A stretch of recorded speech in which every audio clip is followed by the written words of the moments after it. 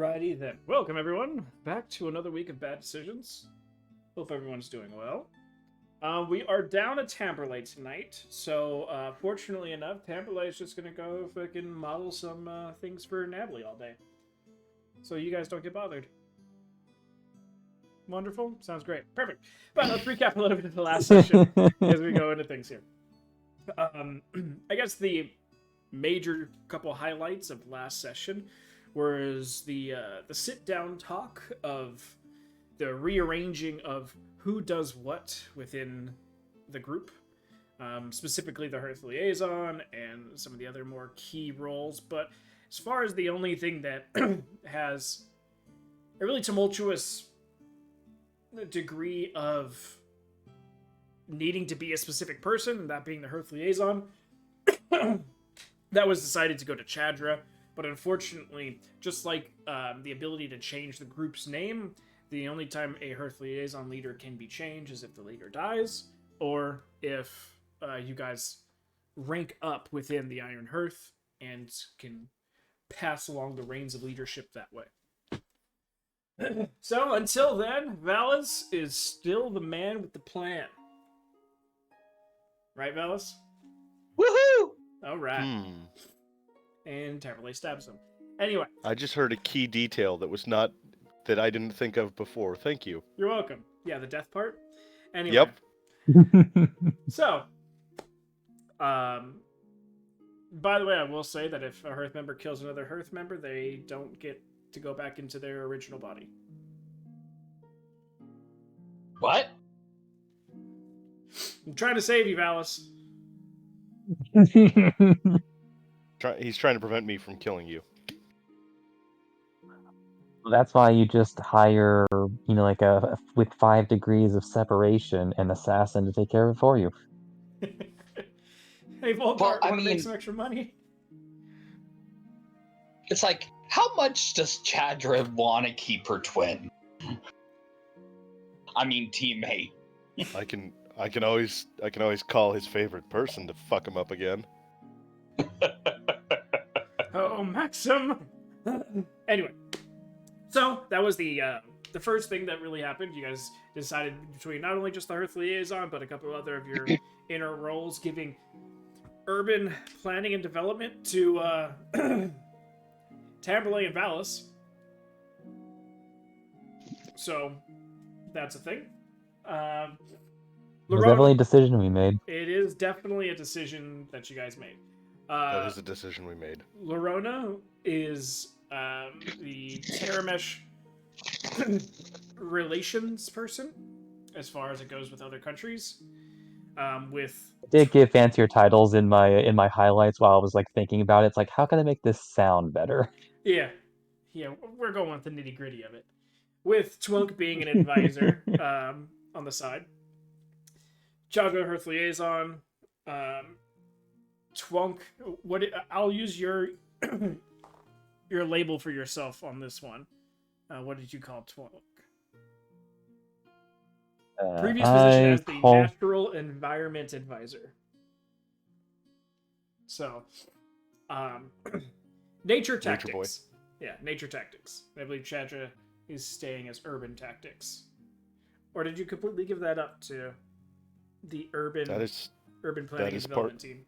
That's part of their team. Oh, fun. It gets yeah, that's why I renamed their position to Urban Environment Advisors. Because it's like, okay, this is too many individual things. How can we sum this all up? Yep. I was also I was also thinking of strategic or tactical intelligence, but those things are very military specific, and I just don't think we're there yet as the bad decisions to be making military decisions. So, yeah.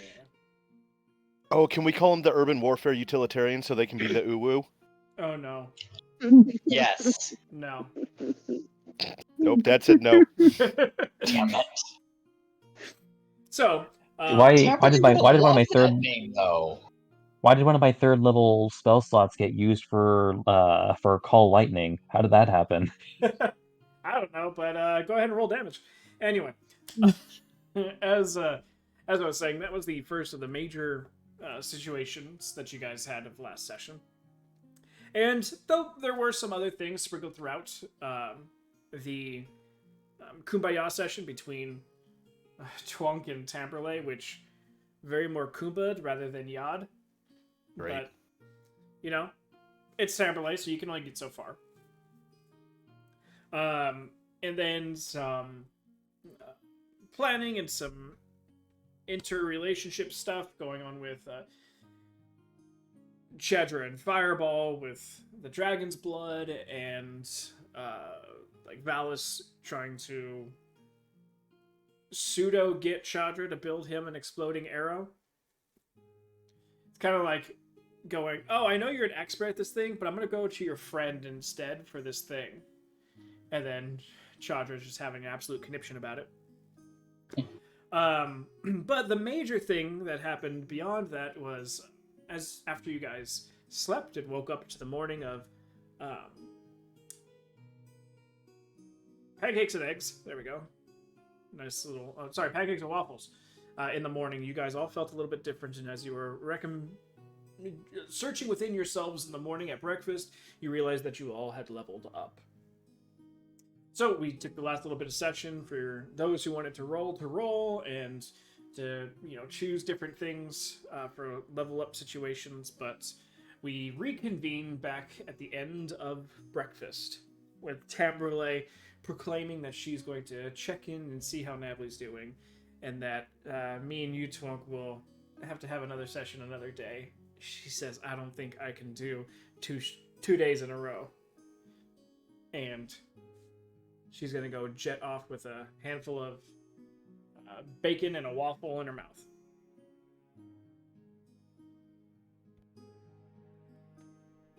But that's her return. You guys are all there at breakfast.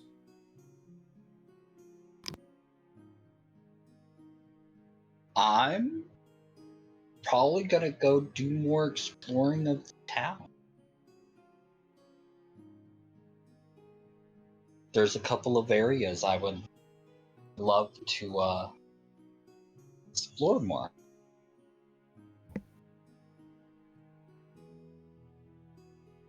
All right. You saying that to the group or just to me? Yeah, to the group.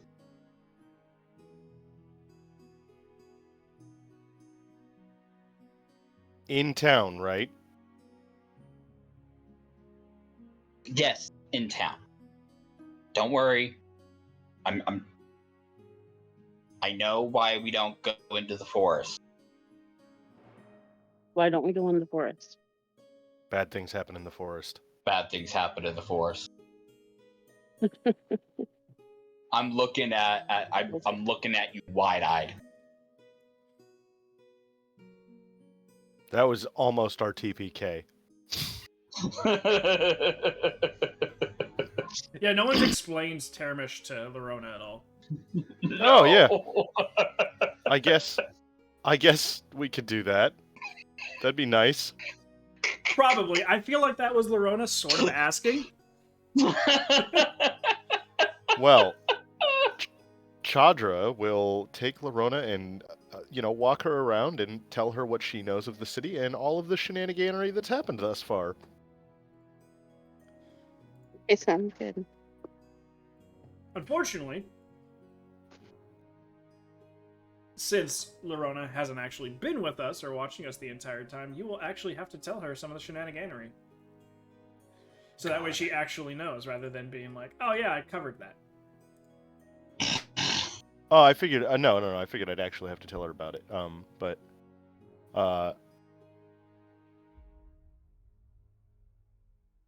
I can give you the information based off of what I have, which might be slightly outdated, and also the World Anvil map that he pulled up has a lot of the labels on it. Yeah, So if you wanna, that'll- if you're just saying, yeah, I'm just pointing out the shops and who works there, then yeah, that's simple enough and- to just be like, yeah, I did that. But And I thought then, you were talking I mean- about the shitstorm. I thought you were talking about. Oh no, I will death tell in the her about the forest. blink doggos, I will tell her about the shitstorm, I will tell her about the corpse. Yeah, that's the stuff that I'm like, you need to actually tell her because the player hasn't been here to receive Yeah, that no. information.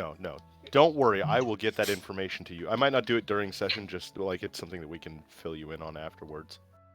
Did we have to list the shitstorm first in that Absolutely, list? abso-fucking-lutely. Well, see, you guys are all still in the hearth, and I'm going from a distance thing, and so technically you're in the hearth. So I we guess could, that was Shin's fault. yes, it absolutely was. It was not Wait- my fault. It was Valus's fault. First, Real for quick. some They reason can buy that. Charles is walking by at the same time behind Valis, and as you say that, Lorona, he looks you dead in the eye and nods.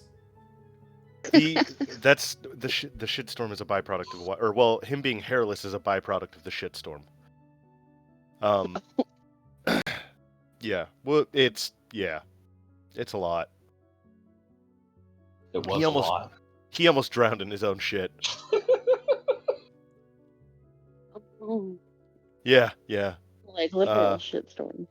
And then was the shitstorm? Literal. The shitstorm was separate from when he tried to teleport into the hearth. Yeah, that was when he Yes. was Okay. covered. Well, that was That was the after he hot- drank the wax. No. That was the hot situation.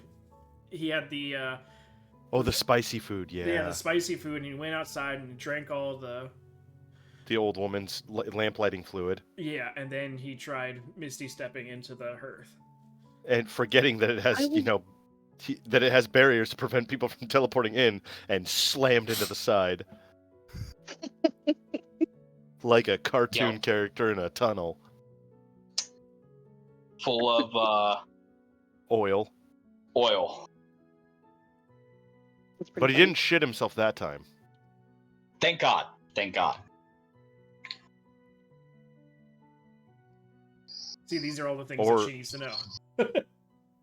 Or when the reason that we got our contract is because they decided to do drugs. Twunk hangs his Back- head low. Twunk needed to get away from, like, life. That's why. I'm okay with Twunk doing drugs because I think it would just normalize him a bit. Valis shouldn't do drugs. But yet, I was the one that was in most control that night. And then over here, this is where Tamberlay assaulted an old man.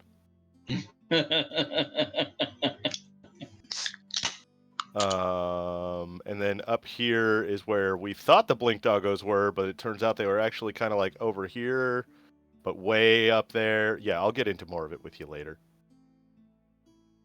I can fill you in on the don't- shenaniganery. Don't forget about the brain-eating parasites. Oh yeah, those things. We'll get into it. Don't worry. Stay out of the woods. Yeah, stay out of the woods. Okay. Basically, you haven't met Veriforn yet, has she? Yeah, she did in Oh, Bonneton. Okay. Ooh. Okay, Remember so you the met dead Veriforn. body out of the bag that she had to imprint on. Oh yeah. Yeah, okay, so you met Yeah, Veriforn. You actually are the only one who hasn't been marked by the beasts that are in the woods. So you technically could get away with going in there. I'm not. That is not me giving you liberty to go in there. But don't go in there without Veriforn, or better yet, just don't go in there. Gotcha. Because there are things that want to kill you. There are things that will kill you, and there are things that will burrow into your brain and eat you from the inside, and then try to murder me when they push it out. Gross. Because that's what happened last time. Scary.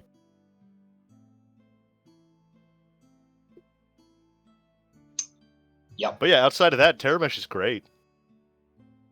So none of those things come into the town like at nighttime or anything? Typically, no. There is a curfew. Typically no. Cool. There's a I'm curfew not- for a reason. We're not supposed to Okay. go out after dark. They have a territory that they guard very strongly. Flashbacks.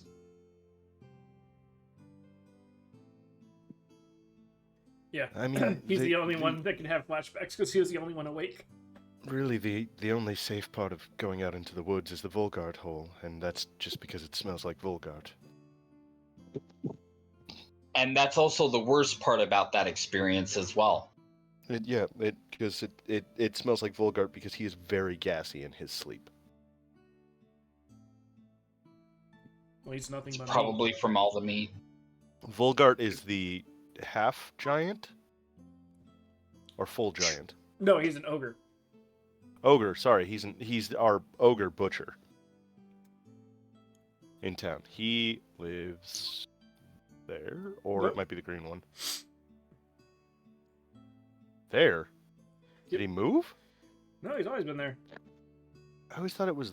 Oh no, That's the that's the tannery. Skinners. Yeah.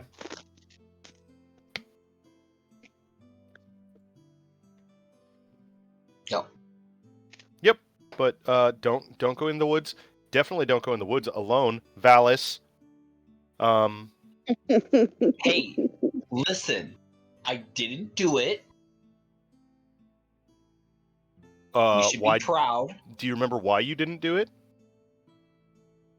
Because I was basically given a very bright, very flashy neon sign on why not. By who? By Vera. Yeah. And So- only after I insisted that we share breakfast.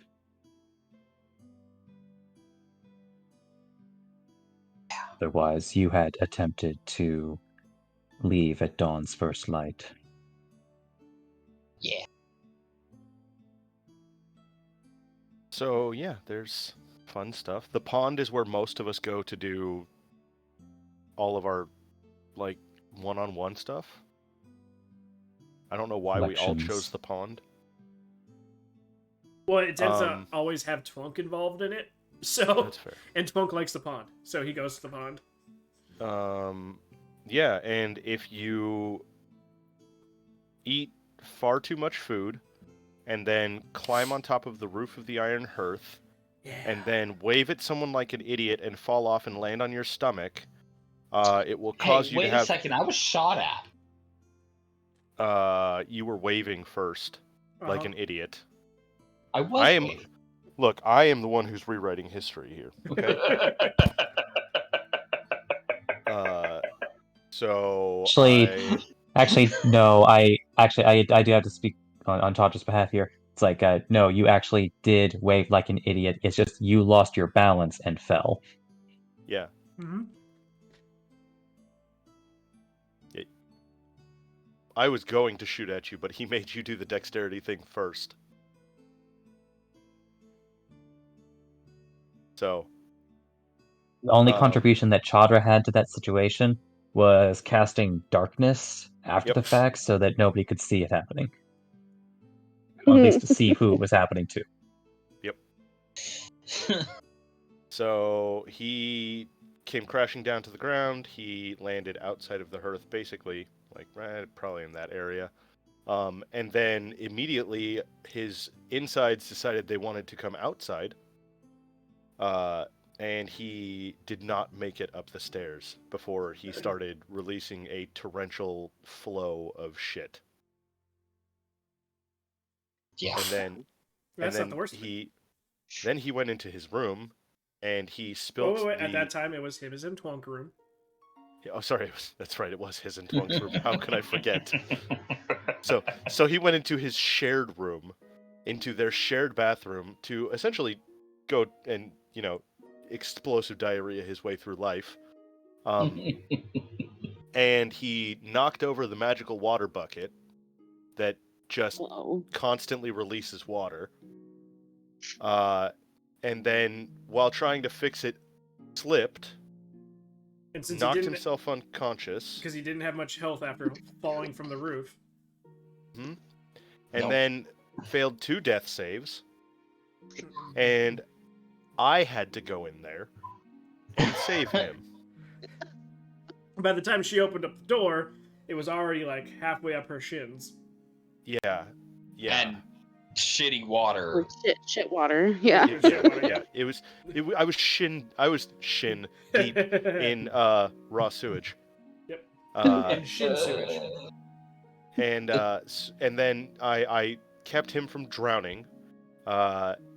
We brought him back to life. I fixed the bucket situation. And then attempted to clean everything up. and we had to call in a wizard of some sort to literally come through and just destroy everything. Wait a second. Didn't while the cleaning something happened and I had to like make another death save? Yeah, I think you slipped again. Yeah. So I had to save him more than once.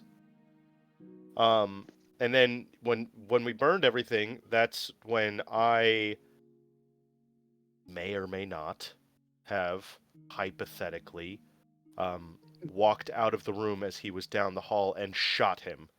And he died again. Ballas I mean, died a few times. he was kind of asking for it though, with all that Yeah. literal shit. It was me making the best of a shitty situation. The entire time Twunk was suffering, massive aroma attacks in the hallway. Yeah. And so that's why Twunk wants all of those safes for all of his things. So that's Safe is in the name. It keeps them safe. that is why all of our, well, all of my stuff got destroyed, all of Twonk's stuff got destroyed, all of Valis' stuff got destroyed. Valis replaced all of that stuff. I got all of my stuff back. Charles had enough magic to grow back some of my hair. And Valis is still a naked mole rat. I am no longer a naked mole rat. I He's am got about an inch of hair. You're a stubborn I am mole a rat. baby porcupine, okay? I am a hedgehog. So yeah, that's the biggest event, and I believe all of the town knows about it. Oh, very. I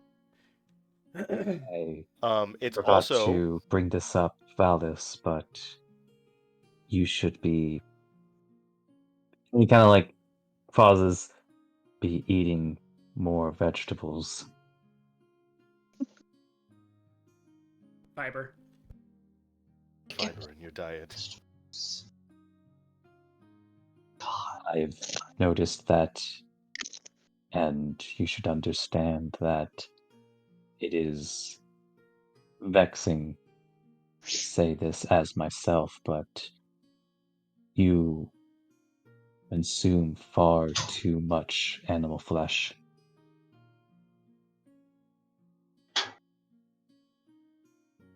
Yep. But I can't help that's it.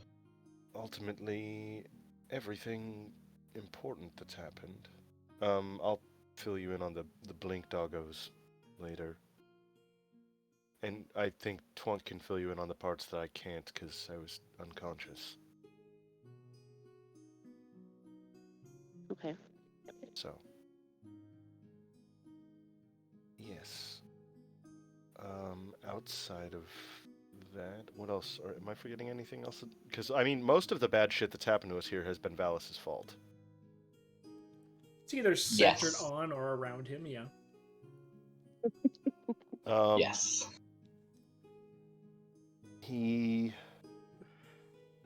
No, I think that's it. I think that's the majority of it. Yeah. Besides the parasites and So, yeah. Which I guess the the only party reason doesn't- are technically my fault is because of Valis' eagerness to go into the woods. Right? I guess the only thing we don't. about- I guess the only thing she doesn't know is about the Tamper Alert, but the rest of the party doesn't know either. What about like the bunch of trees in this area? Right here. Yeah. We Like, is that considered forest still, or is there still like things in there that'll get you? we haven't gone in there, I don't blame but you. Oh, that's new. yeah, this was all this down here. All this stuff was not part of the town before we left. This was Oh. all forested, so we did not go into this area. This is Fireball's house. That's where the blacksmith lives. So we would test the rifle right here alongside it, behind these houses, but not into the woods. So Yeah, this is what Termish used to look like. so it's changed a little bit. Just a wee bit. And this is what it looks like now. Ooh. Yeah, So most of this is Okay. new. Yep. And then That's this, new. This road's new. all new. And then obviously the roads getting paved. It's mainly been that bottom section that's been upgraded and added to. Mm-hmm. And all the roads are paved and more defined. Yeah. Mhm. So, I mean, this little area of trees has also been here since they moved in. Yeah, but we don't go in there either. Yeah, but it is a quote-unquote safe portion of the forest. So you guys, Okay. this area has probably been cleared too. Okay, good. What about this portion? That portion looks sketchy. That portion is a regrowing section that the carpenters use. So what you're saying is it's dangerous. Very. Valis, go. No.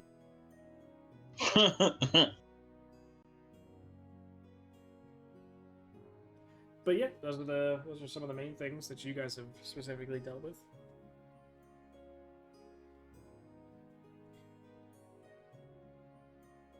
Then there's, I mean, the whole reason you guys were told not to go into the forest so though in the first place, even though you guys dealt with the blink dogs, as Volgar called them. Yep. They weren't dogs, Nope. and they didn't blink either. You guys were also told that, I mean, Variforn was the main force behind killing most of the monsters and beasts and such in this area. Originally, things like wyverns and there's even a Hydra kill not too far away. So, I remember the Hydra. yeah, so there are beasts abound, but they tend to stay away from the town. They'll get a little closer at night, but as long as everyone roughly observes the curfew and stays within the center of town, you should be fine.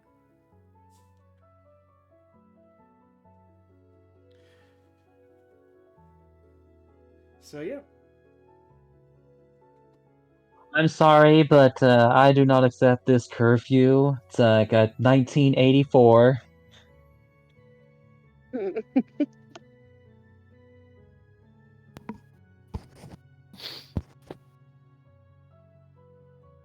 You don't have anything clever to say about society, you just say 1984. Yeah, exactly. I'm sorry, it's actually only 41, so about 1940 years off. Technicalities. But yeah, so after giving Well, her incidentally, thanks for the update, because I actually did forget to ask about that since the calendar slightly changed due to yeah, events. 41 DE. PE. Yeah, DE, Daedal Equilibrium. Oh, okay.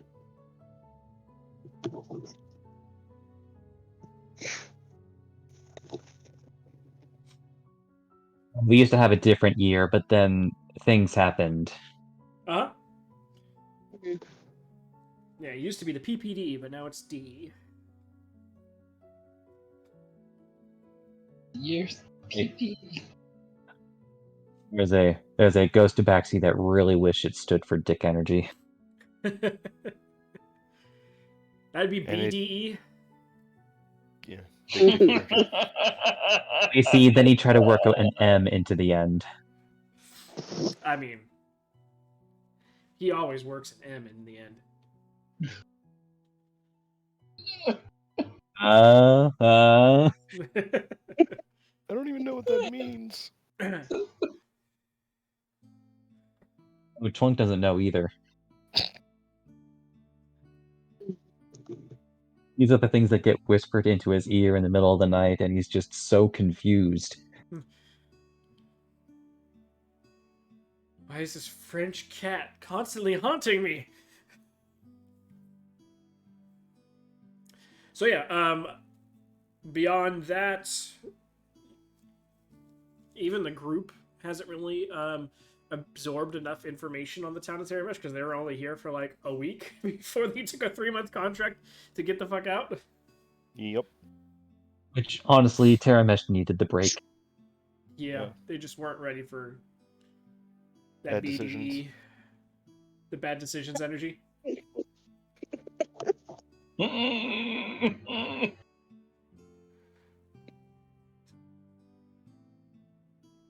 know, when Chandra takes over as liaison, I could change the name of our group. But I'm not going to. Because branding is everything. Yep. And I would have to do way too much paperwork to change all that. And yeah, and you guys have already been to a council with multiple different countries. Yeah. That'd be a lot of formerly known as, you know, and then you gotta, you know, work that for a few years. Yeah. So I mean, like, how long did the guy go by artist formerly known as Prince?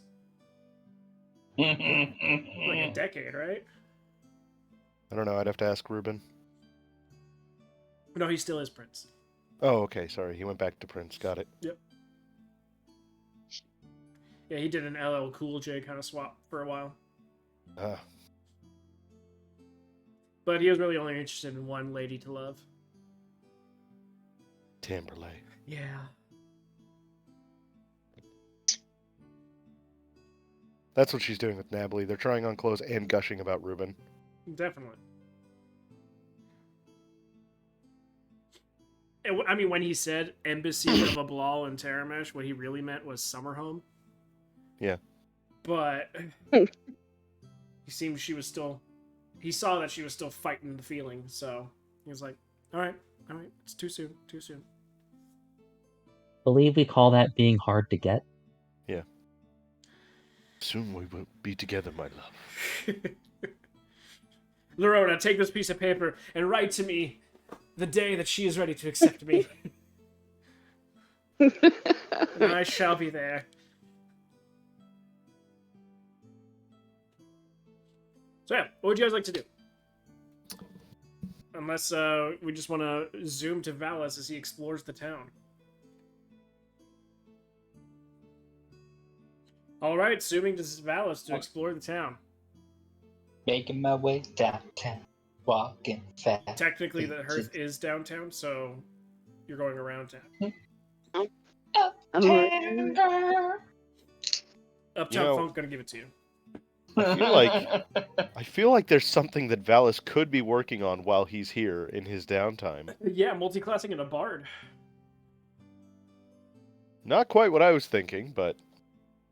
I mean, if you want to take back that level up, I can help you out there, Valis. No. I think... Actually, remind me again, what's your charisma?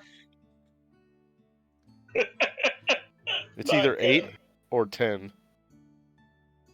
It's 11. Oh. See, that means he'd have to make a couple stats worse. No. I'd allow it. I'll force it to work. Oh, then Valis, you should feel blessed. You weren't here for Laeri's dip into Paladin. Yeah, that was a fun time. Yeah. You got control of your token, Valis, so show me where you want to go. Okay. Let me know when he gets 200 feet away. Alright. Hold on. I may have... No, I did not. Hold on. I can change that. If he's going that way, Chadra's just going to hang out right outside of Fireballs, right at this crossroad. For no particular reason at all. There you go. The grids. Each square is about 30 feet. Each square is about 30 feet. Okay. I'm gonna... All right, cool. I'm going to roll to attack. He's not really. I'm not? Because I think Chandra running out with her gun. Yeah, okay, so she fires, and her gun explodes. Jesus Christ, you are so loud, sir. Luckily, she's right outside Fireballs, who would probably come running out to the explosion sound, seeing Chandra just holding like 2 pieces of her gun. I need to turn you down to like 80%. Because when you laugh, you are loud. He's a loud boy. Chandra Oh, looking like he's a loud boy, all right. for some reason, Twonk's face seemed to split in two and speak for a moment.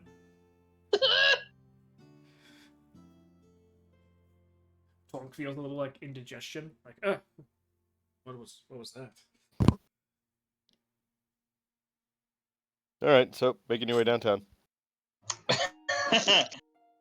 And yeah, I'm looking for anything shop-wise that like might be new or interesting. And I'm just gonna like walk and peruse. Okay, I mean, you were told about, obviously, you know, the smokehouse. You were told Yep. about the apothecary herbalist. You were told about the masons section. Yep. I heard I went to the smokehouse, so that's handled. If you want to say you go to the alchemy store, you can just say that. I'll just go to the apothecary. Yeah. Apothecary or alchemy? Two separate places. Very. Valis, these are 2 separate places. Yes. Well, I mean, I kind of want to go to like all the shops. I wanna meet the people. Okay, so go to the which one You- you want to go to first. He wants to Okay. be where the people are. Where the people are. I want to ask He wants him to see them dancing. some questions. For some reason, his hair is coming back in red. Red. Get some answers. You know, walking around on what do you call those again? Legs? Oh yeah. Oh yeah, Fins. streets. Streets. All right. So, going into the Masons building, decently Yep. large style building, all solid stonework compared to the, you know, very much more wooden structures that all the other things are built out of. Slightly imposing, definitely a different architecture style.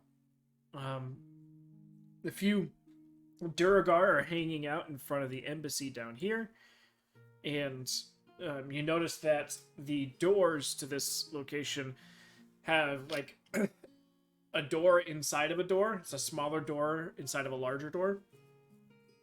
The larger door extends up to about 12 feet tall, and the doors themselves are about 10 feet wide, probably to allow the transportation of large pallets of or carts full of material. But the smaller door that's within that door can open and close, but it's definitely a lot smaller than you would be comfortable squeezing yourself through. So that would require you to open up the large doors. Okay. And then I will.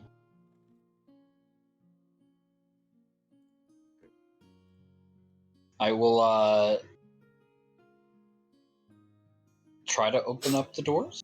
Yeah, they're not locked. They're just Okay. heavy. And as you crack your way into them, you can tell that the smaller doors are probably used a lot more often than these larger ones. But you were able to grab one, open it up, and move your way inside. Inside, you can see about 15, 16 different Duragar are working in different little stations within the actual building itself. Some are cutting stonework, some are placing them into nice like rows, and some are doing a lot more like fine detail work, and others are currently it's hot in here.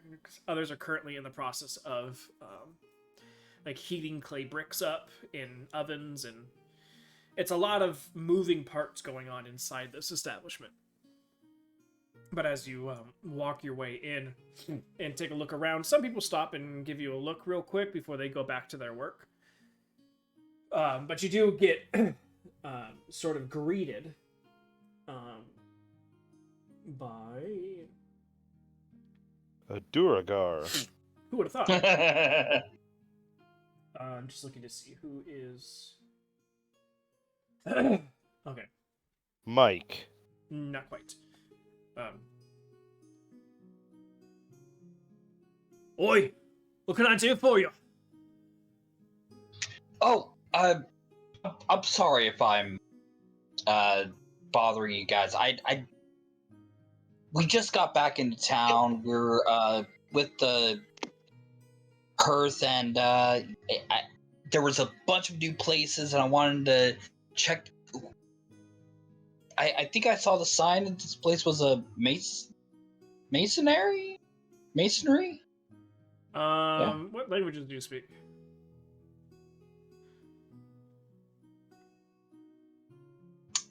Common, Elvish, Giant, and well, I think I was looking for Valkyrie, and That's Celestial. in my Celestial. Okay, then yeah, Celestial. Celestial.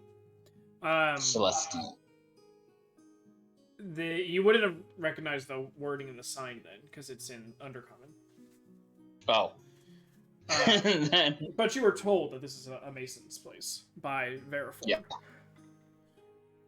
So, simple enough to retcon that you were told that this is a masonry place and you wanted to check it out. The individual that you're talking to is on the inside to the right of the door. That's where you heard the voice sort of yell out at you as you were looking around. And he kind of like leans out of the dark now into some more of the light of the room. And you see he's got what looks to be probably a chisel or a pick of some sort that he's currently sharpening.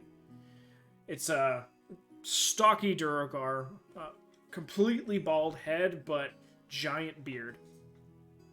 The beard goes down about halfway down his belly. And stocky and thick, he's wearing what looks to be like light leathers.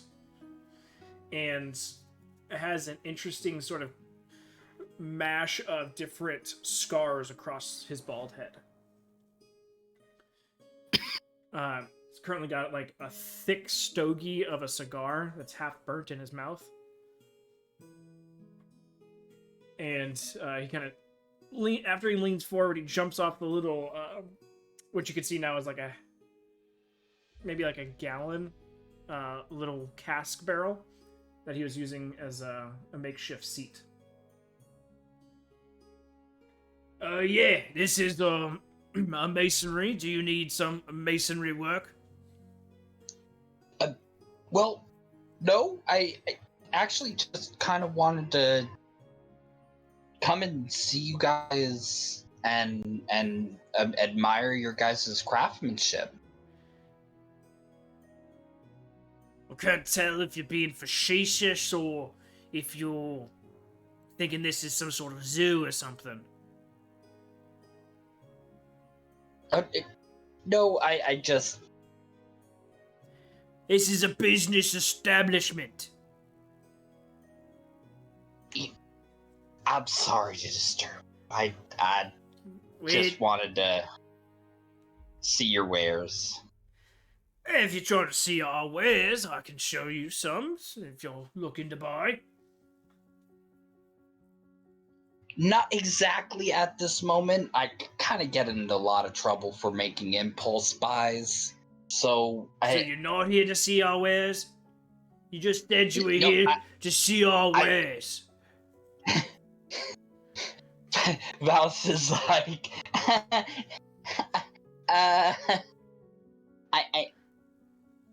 I'm window shopping. He looks around. I don't see any windows. Yeah, I didn't think you were gonna get that reference either. We make stone here, not windows. I would love to see your wares. All right, come this way. No, follow him. And he puts like a little chisel in his front pocket and his sharpening stone in his pants pocket, and walks you off to the side. you go past a few individuals, and one of them is working on some like very the finer, intricate work on some of the stones. They see the person that you're with, give them a nod, and kind of he gives them a thumbs up, and they look back at you and they smile and give you a nod. Very toothy, missing some teeth smile, but it's cheerful in its own right. Continue past another little station where they're stacking mass-produced bricks down. Don't really pay attention to you as they're pretty busy. You go up a half flight of steps, about 6 steps, into this little storage area, which has like pallet-sized things of stone, different types, different colors, cuts, and makes. Basically going to the garden section of Home Depot and seeing all the different bricks and stonework that they have separated everywhere. And he starts to give you the lowdown on what are these good for. Some are good for building, some are good for pavement work, some are good for gardens and trimming the out of gardens. Some are good for making bases to like a cauldron spot if you want to upgrade your kitchen. And you're just kind of like, oh, really? You maybe ask a question here or there, and they'd be like, oh, no, you don't want that one. What you really want is this one. And by the end of it, you hear a lot. You see a lot of stone. And he goes, all right, so what do you think? What type of job are you looking for to get done? Which stone do you think would do the best? Well, I did have a question. If Terramesh would to like make walls for like a city perimeter, to kind of keep like what would you suggest would be the archetype and the stone to be used? Are we talking about rampart walls? Are we talking about palisade walls? What are we talking about here? Valis goes, rampart. Full-on rampart walls? I mean, that would be a mighty order. And to be honest, the best... When you're making such a large order like that, you want to use the stuff you have most of.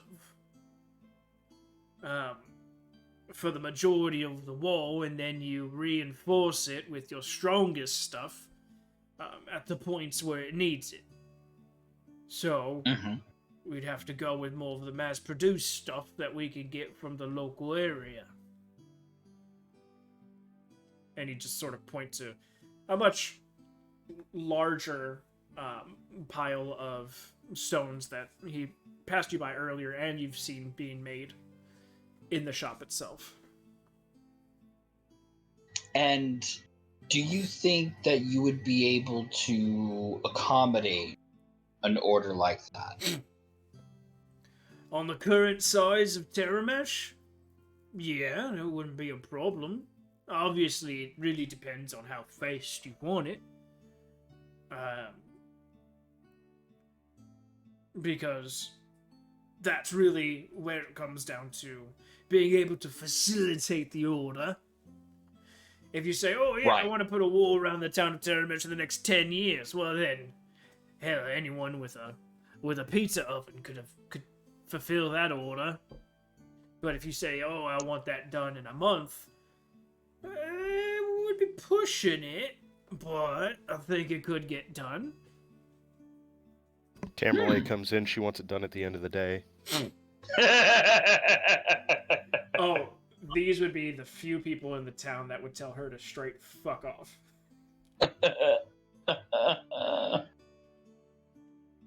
Well, I'm half sad Tamperlay's not here today because I wanted her to be very confrontatious with the Durgar. Oh no, we're gonna come back. Well, yeah, because she's part of urban planning. I'm the precursor. That sounds all great information. I probably should take a lot of this information back to my partner in urban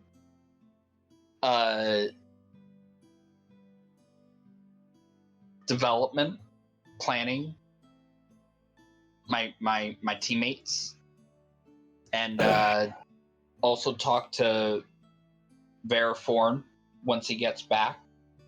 But thank you for giving me all this information. It was a pleasure coming in and seeing such great craftsmanship at their work. He kind of just blinks at you.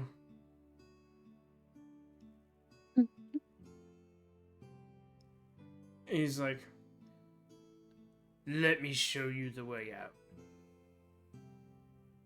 With squinty eyes. About 5 seconds later, I'm sure everyone here has seen The Fresh Prince of Bel-Air. Everyone knows the whole jazz thing. Yep. All right. Oh yeah. I'm pretty sure I've done that gif a couple of times, specifically in reference to Valis, but continue, please. Valis, you wouldn't Valis- expect such a small person to be able to lift you off the floor so deftly. Unfortunately, being so small puts them directly at, the back of your knees. And so it just takes a hit for you to be down on the floor, and then all of a sudden getting lifted over their heads, and then yahooed out the door. As you kind of... Oh, and you're like, that oh... was uncalled for. And you just start to get up, and you're like, that was a lot softer when the floors weren't made out of cobblestone. Yeah. Although, God, that's you know what the bright side is, trying Valis? to think about protection of the town. God.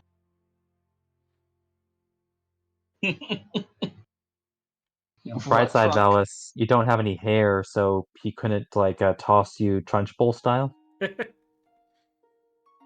Oh, God.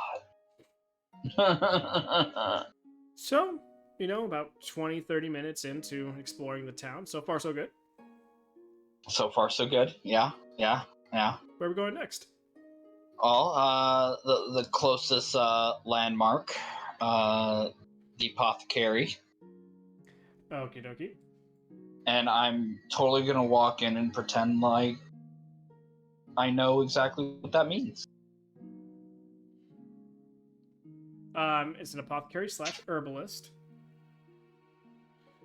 That's on you. I can't even read.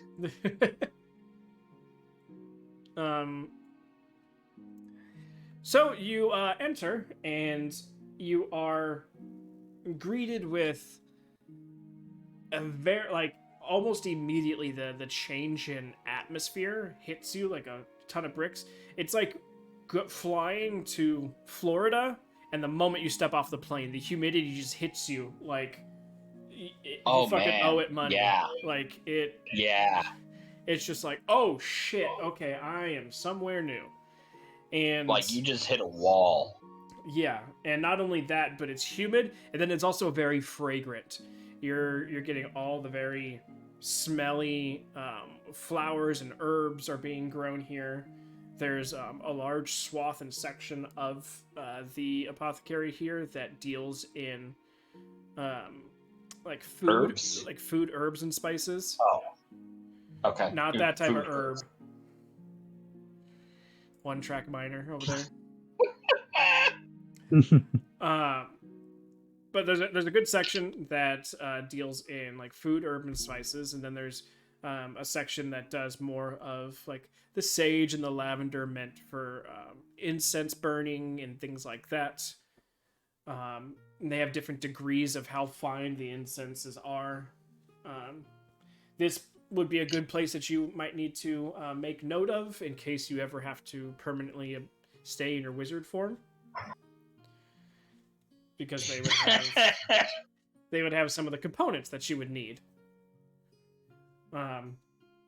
So it's like mental note of that. Then they also have different plants that are not native to this area. They're being very well taken care of and kept and sectioned off and away from each other. Some do have like danger markings to them, like don't approach, don't touch, don't, place fingers near, don't rub up against. If come in contact, don't rub your eyes, because they all do sort of different things and have different stuff to them. Think of it like poison ivy and other types of plants that give off oils that can do different things. And then you have the section of the place that is very much specifically component heavy. So the things used as components for spell work can be found here, and they're already labeled and separated and whatnot. But the main thing that catches your attention, and you had already been given some information about this, is that the people that run this are Tabaxi. And so as you start to take everything in with your eyes and move into the establishment itself, you then start to see the first bit of movement that isn't plant-based. And you see an almost snow white tabaxi appear around the corner with these streaks of green off to their right ear. They've got piercing green eyes and don't stand quite as tall as Twunk, but just as lie as Twunk, just as thin and deft. As you approach, let's see. Okay, I'm just making sure I got the right person. You go. They say,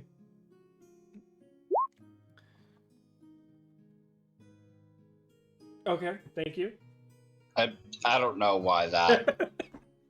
I was like, what's he doing? Very helpful. Luckily for you, they all speak Vidalcan. It's very common in the atoll. As you approach, It's actually more common than common. Sure. It's their common. As you approach, they raise their paw up to you, and they greet you with, "From our shores to yours, welcome."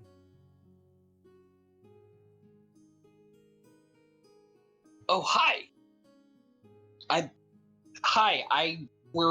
We just came back into town and we saw that there's lots of new improvements, so I'm just kind of exploring. An inquisitive mind is a welcome one. Yeah, I gotta say the difference in outside and in here, it was like, wow. The smells, the very kind of feels like the air here is thicker. We give our plants what our souls require.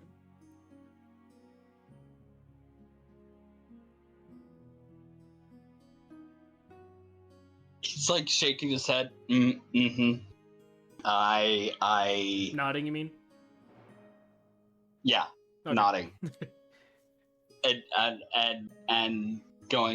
I I see. The plants look absolutely amazing.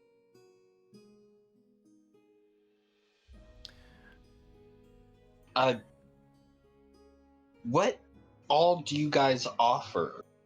Like medicines? And That which is in here, we offer to all those looking to find. Our wares span the capabilities to make one's meals divine, to heal one's wounds, to seek enlightenment, to punish your enemies, and everything between.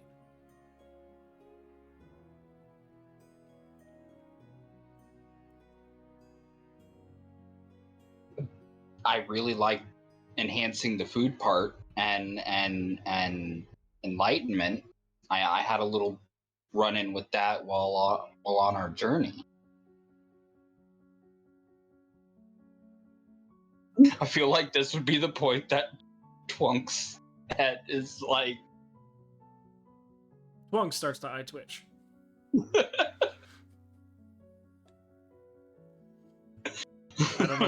I don't know why my eye is spasming as such. I don't remember drinking nicotine today.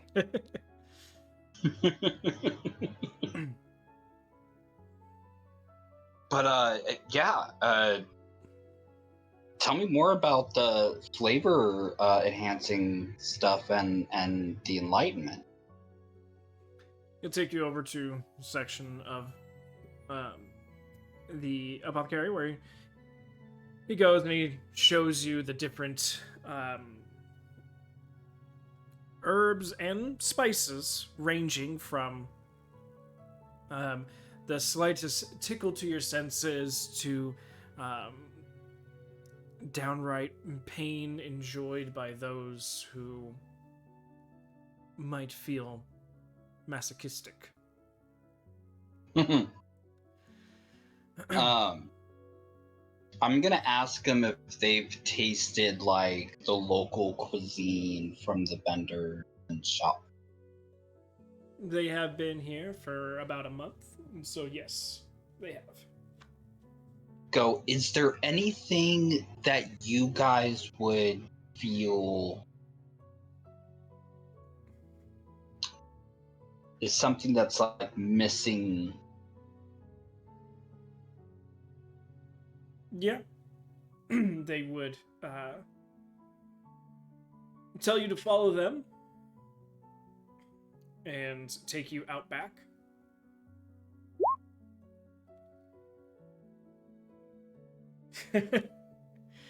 We call this plant Taco Bell. But no, they take you back out to the water area that they have here, and you see that even the plants that are in this are planted at different depths inside the water itself. Some barely being submerged, others being completely submerged, and they actually go to one of the areas where they're completely submerged, and they cut off a large chunk of it and they bring it over and they show you that it's seaweed. And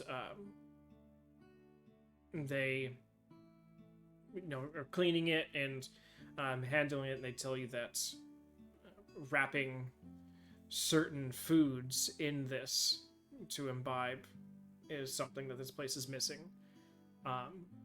They basically tell you about sushi and how it's prepared and such, but that also the seaweed can be dried and eaten as a traveling snack to add to rations. And this is like food that is more accustomed to your home, right? Yes, he would nod. I'm gonna like, yes. Yeah, tell me more about your guys' food. You said you guys wrap the seaweed in with? Well, they would What? wrap fish and other things that they would catch, crab and different meats in the seaweed, along with other herbs and such. And then use the seaweed as a wrapping to keep it all together, and then eat it from there. Oh, that sounds delicious, you guys. The next time that we have like town party, you guys gotta bring some of that. They'll nod and ask about these town parties. But I mean, like, when we were here last time, sometimes the townspeople would congregate in some of the bigger homes at night when everything is shut down. We would have the town parties where food would be offered of all sorts of variety and drinks and merriment, music. It's a fun time. You haven't been to one yet? No. We have not heard or been invited to such an event. Oh. Don't worry. Fun groups back in town. We'll Is that the we'll name change of your that. group? No. It's not the name of our group. We're kind of between names. We're working on it, so I'll get back to you on that. You are a newly formed group then.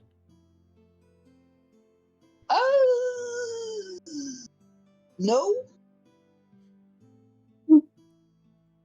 Sorry. We just I did not introduce myself properly. I was waiting for the custom of the visitor to introduce themselves. I'm still new to the running a business in another culture. My name is Mirror's Reflection, but you can call me Mirror. Mirror. Oh, I am so sorry. I'm actually the worst person at customs, and even in my own drow culture, I am not very good at the custom. My name is Valis, and I'm with the Hearth, and we just got back into town. Me and my group. We were on a mission for a while. We haven't been able to experience all the new things. Well, and he's going to take the wet seaweed that he's been handling this entire time and inside to start drying it.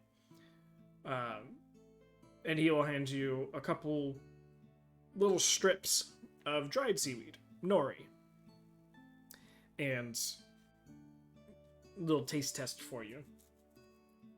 I'm gonna try it. Yep. Salty seaweed. I don't know if you've ever had dried seaweed. Oh yeah. So yeah, you know what it tastes like. Yeah. But for Valis, it would be surprising that, it's salty as it is. And Mirror would tell you that it's that pool, that water in the back is actually salt water. Oh wow. You guys really did a lot in the time that you guys have been here. And this is amazing. Our capabilities were only enhanced by the cooperation between the Drow Duergar and the Hearth.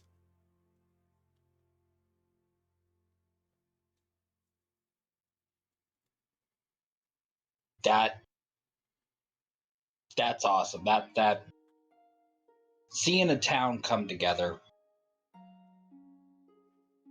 That's awesome. Hee hee hee hee hee. Easy, Vinny.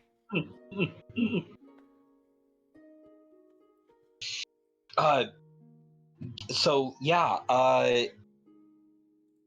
for something like a simple recipe, like how much of the nori should I get?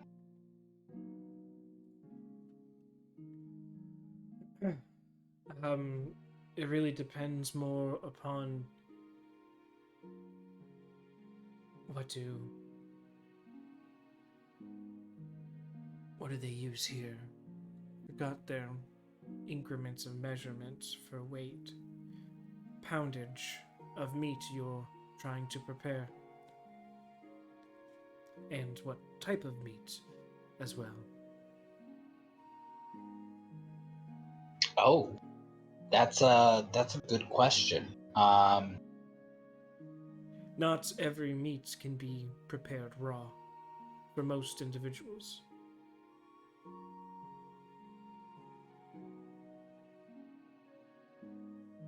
Oh, so I think we all have pretty much the same. What would you suggest I get for like 5? Sorry, you broke up a little bit there? I asked him how much meat and seaweed I should get for 5 people.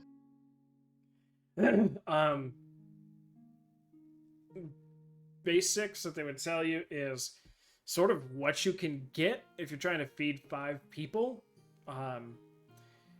Doing either a very well butchered thin sliced beef or a large fish. But seeing as how landlocked you guys are, it's probably easier to get a good cut of red meat somehow from like Volgart. And you might even be able to like get it smoked for just a little bit, so that way it's not cooked, but it does have some of that smoke flavor to it. And that would probably be your best bet. And then as far as poundage goes, you're gonna need like probably a full stem of seaweed, and we're talking like maybe 3 pounds worth of meat at least.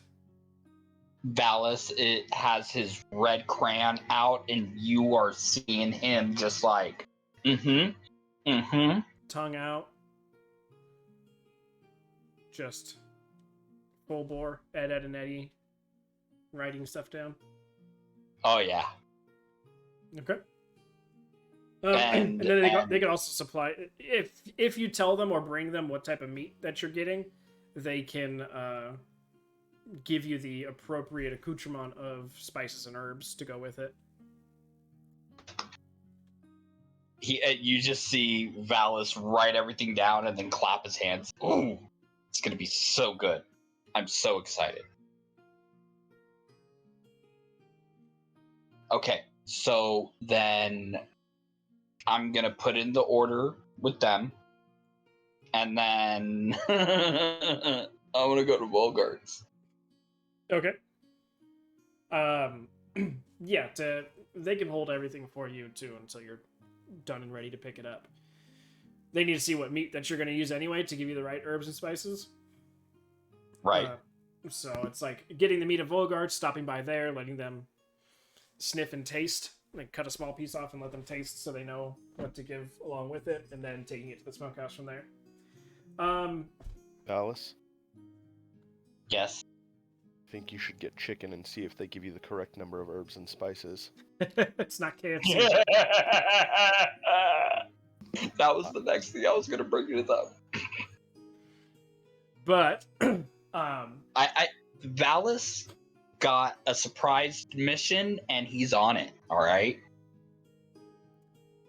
he's on it. as far as herbs, spices, and the seaweed, it's gonna cost you like 2 gold. I'm gonna From give them. it to them. And then going to Volgart's place, getting a cut that's decently clean, about 3 pounds. He does have some bison, Ooh. so he can give you a nice like center cut of bison. Then you can take that back, and they can get you the right Yes. herbs and such, and then you can take it to the smokehouse and get it hung for a couple hours. That's what I'm doing. All right. Sounds good. The meat from Volgart's place is going to cost you 5 gold, and then smoking it's going to cost you 5 silver. 5 gold and 5 silver. Yep. Got it. Yep. So altogether, 7 gold, 5 silver. But I don't have any silver. Then you can do 8 gold and Um, put 5 silver in your inventory. Okay. While he's doing this, because all of that would probably take you between the Durgar and then there, and then back and forth and there, that's probably about an hour, 2 hours. So what is everybody else doing? Tamberlay's just, currently in a tube top and ballerina dress. Not ballerina skirt.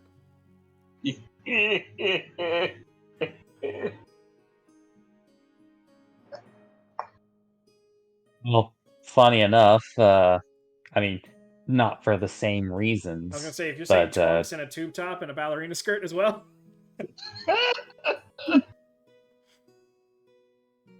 I just feel as though I feel pretty. wind flows more freely when I wear this.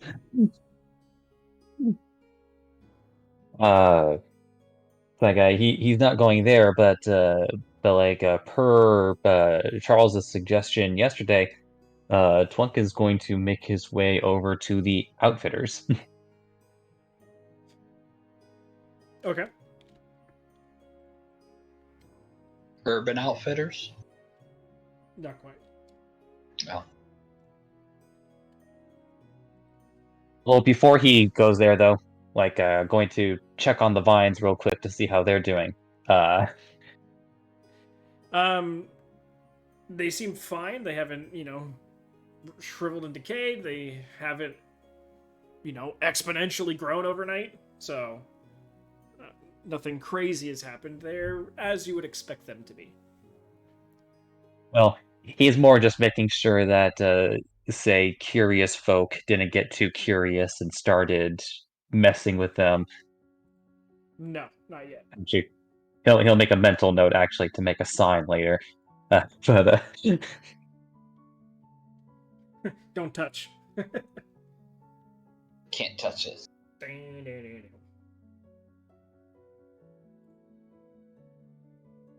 Okie dokie. So, going to the Outfitters. You go inside. It's a very much sort of a general store. There's a little bit of everything. Some stuff as you're passing by it, you're like, oh, that might be good to stock up on. That might be good to have. Definitely swing by this place next time. We have a nearby job to do because there's like, simple fire starters and extra water skins, reinforced like water canteen-esque type things, just stuff that you might need for traversing. But as you're getting decently far in, you haven't seen anyone just yet. You kind of reach the front desk and sort of look around. Surprisingly, you don't... Actually, give me a perception check.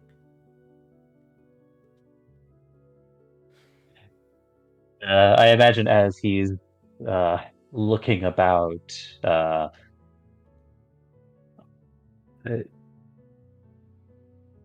like saying aloud to himself, "So this is what an outfitter looks like."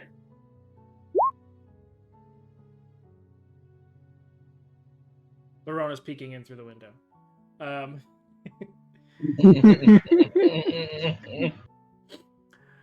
As you're looking around and you say that, you hear a voice directly on the other side of the counter repeat to you as you're like just starting for them to come into your view. And you hear, "What did one expect an outfitter to appear like?" As you see an individual standing up, and as they stand up and turn around, you see a smaller than you, but whiter dragonborn.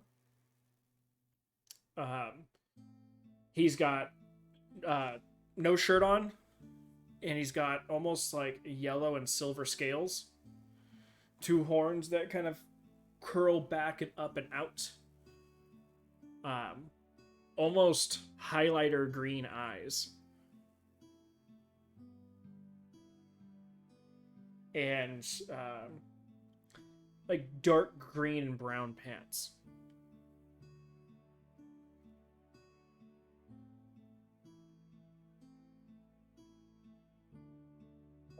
Possibly like taken aback for a moment. It's just like backs up before quickly recomposing himself and bowing. "My apologies."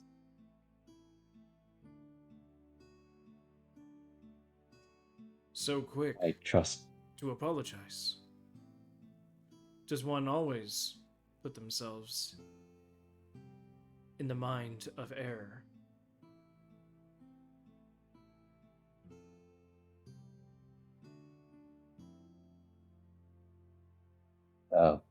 One must always walk gracefully in the territories of others that which you are not familiar.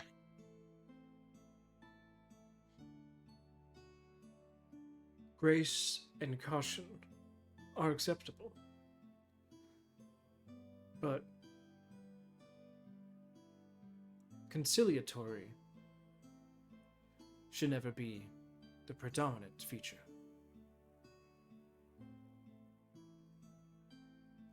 Kind of turns his head, and like because his eyes are a little bit more set and further back, kind of turns his kind of like lizards would do, to turn and focus in on something just a little bit more.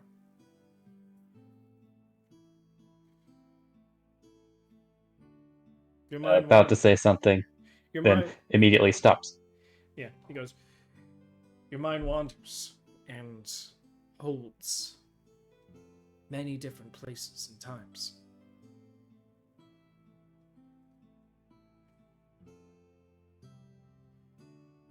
Your heart divided more than your mind.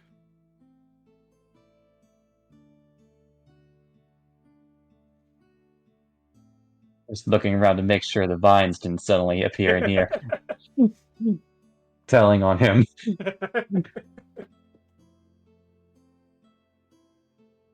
Twunk feeling very red.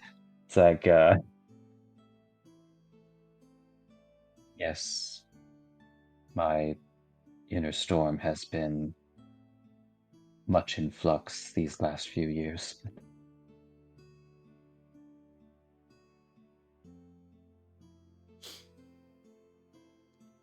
He will put his hand out with his palm facing up and sort of gesture for your hand or your paw.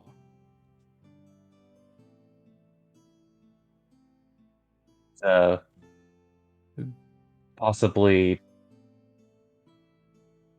attempting to interpret this. It's like as he's like putting his paw onto his hand. It's I, yes, am called Twunk by those here. your paw puts down as you say that onto his palm. And as it does so, there's this interesting feeling that sort of rushes through you for a moment. Go ahead and give me an insight check.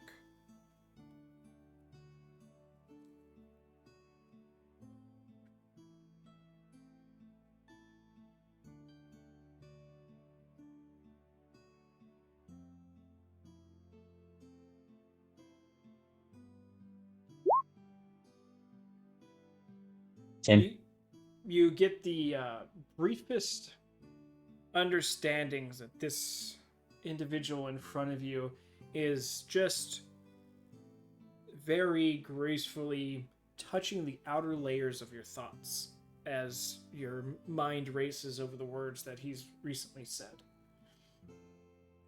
And as you come to that realization and sort of focus in on him, you realize that you're no longer staring at a dragonborn face. Slightly taller now, and a furred face comes across. You're looking at a smaller rendition of your master.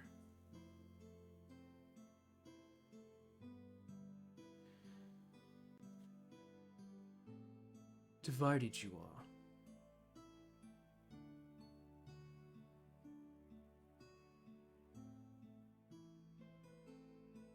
And then all of a sudden it changes once more in front of you. No longer the furred face individual, slightly smaller, a drow woman of noble import and ferocity, if you were to speak to her children. A replication of Chadra and Valis's mother stands before you.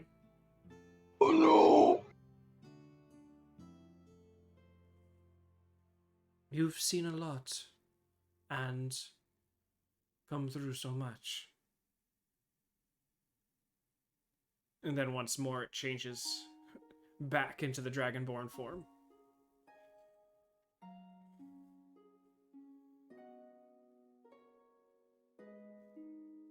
It is understandable then why one's mind and heart can be in so many and further different places from one another. He'll pull his hand back from yours, and as he does so, now his form shifts like water in front of you to a silver skin, white-haired changeling individual.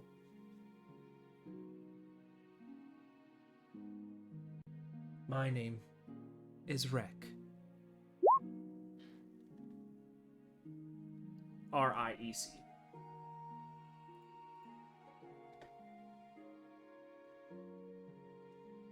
you are one that walks between many. I am one who needs to be what the situation requires.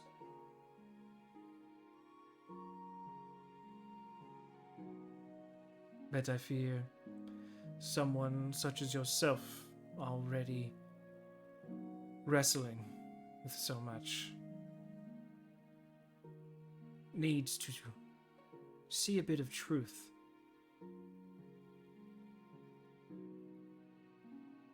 More so than others need to see a bit of falsity.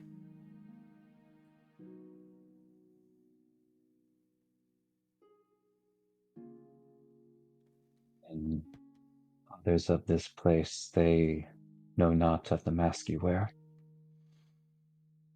Some, but not all.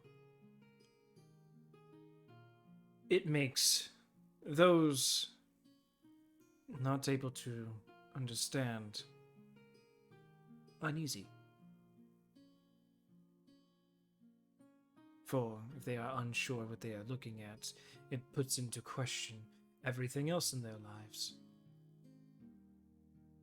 And For people like that, that's when anger, hate, and regret start to seep in, and they lash out at the things they don't understand.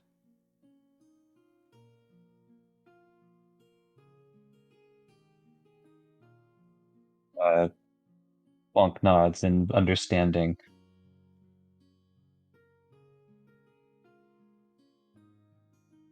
As such, it shall remain within the morning mists.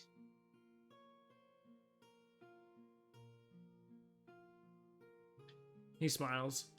He goes, now that my form has been witnessed, in case of curious eyes, more so than those that already perceive upon us, kind of gestures to the window. He's gonna change back into his dragonborn form.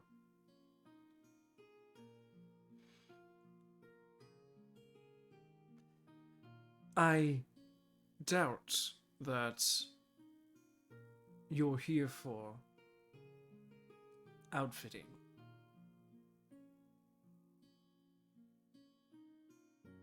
I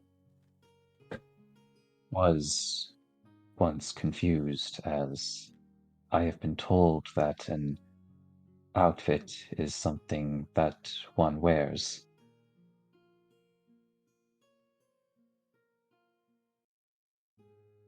The technical definition is something that fits on the outside of oneself.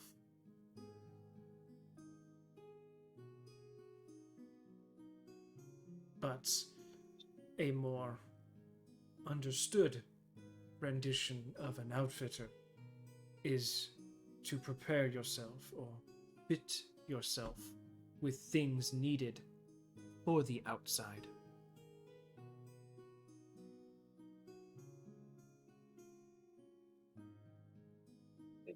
It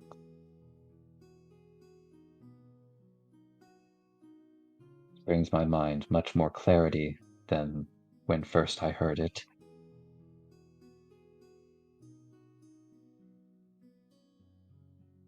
It is actually for this reason that I have come seeking you.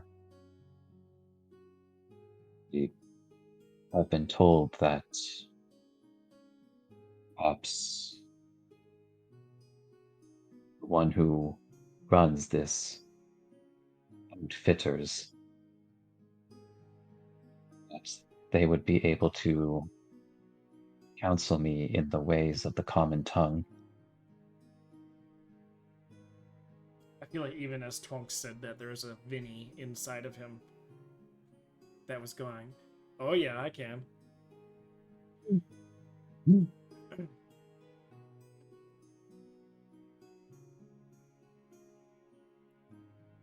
So you mean being able to speak in a way that's a bit more understandable of the locals here?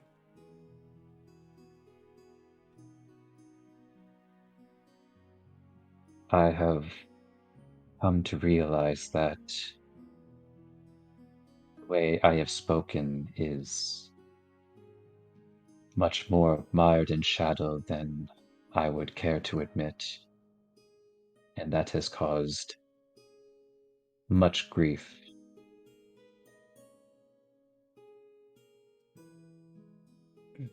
I have assisted the other tabaxi in town with their capabilities in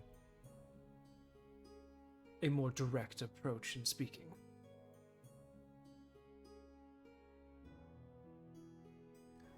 For being one The mention of the other tabaxi, the ear twitches. for being one that shares skin of all peoples, it must also share respect, cultures, and ways of thinking and speaking.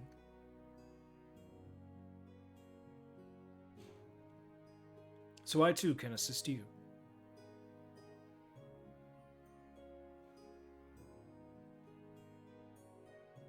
I would not wish to impose upon you without offering something of myself in return. Again, there's a Vinny in you somewhere, just giggling.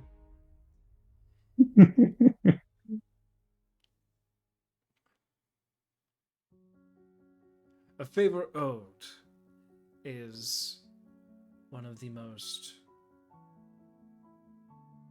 priceless things.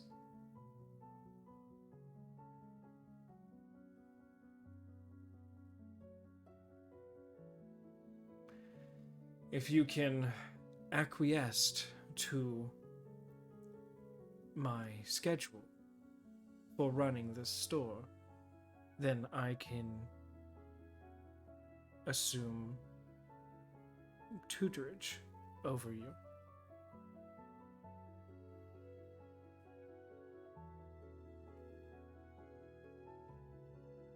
Unless your nights are dark and full of terrors.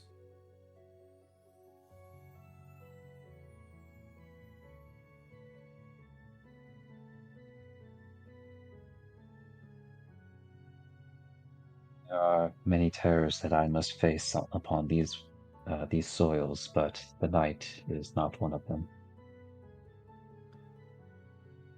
I would assume, you being with the hearth, that you have a bit more leniency with the curfew, as I have been granted such flexities with it as well.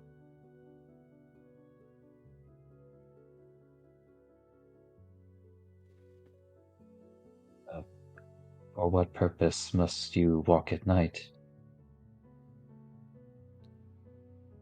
It's not the purpose of which, it's being able to do things such as tutor those who need it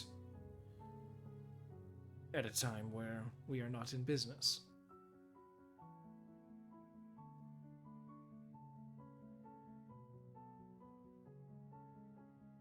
At night, though it be dangerous in the force and surrounding areas, dangerous for those that can't handle themselves or don't know which place to put their foot in front of them when they walk. So that's also umbrella-ing Valis a little bit. So then you walk with assured footprints. A mark of a master is leaving no footprints at all, but still being assured of one step.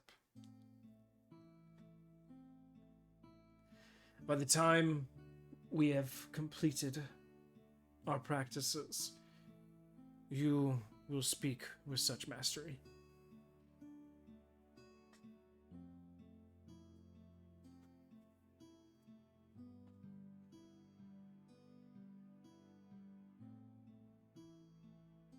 And your friend at the window could join us if she so chooses. Oh, slowly turns his head. Like, okay, this is like the third time he's looked at the window. It's like that point in the day where the sun's like directly behind Lorona, so she's really got to like cup it and like create some shade so she can see inside. Well, who said she's staring in the window? You made the perception check. Erica. So she's been staring in the window the whole time? I mean, unless now you're just standing out there. Well, I don't know. I was gonna say she was making like a list or something. Okay, you can come inside. Okay. And this is the Outfitters? Yeah. Oh, okay.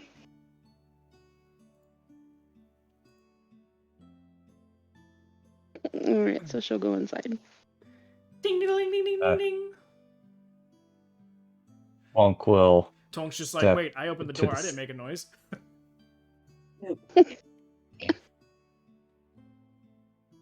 I'm Twunk will curious about step off to that. the side to allow Lorona to walk forward. I don't even know what. Okay.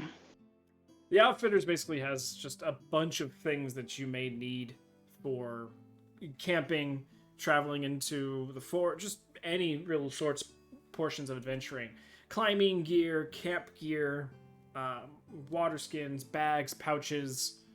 It's sort of a general store, but specifically geared towards preparing yourself for traveling rather than like, you know, I also want to redecorate my house.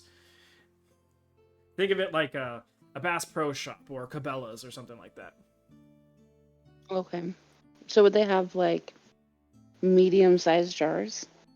Yeah, and it'd be a little bit more rugged style jars, so it wouldn't be as like clear see-through, but they would have like, you know, stuff that could knock around a little bit without worry of breaking. Okay.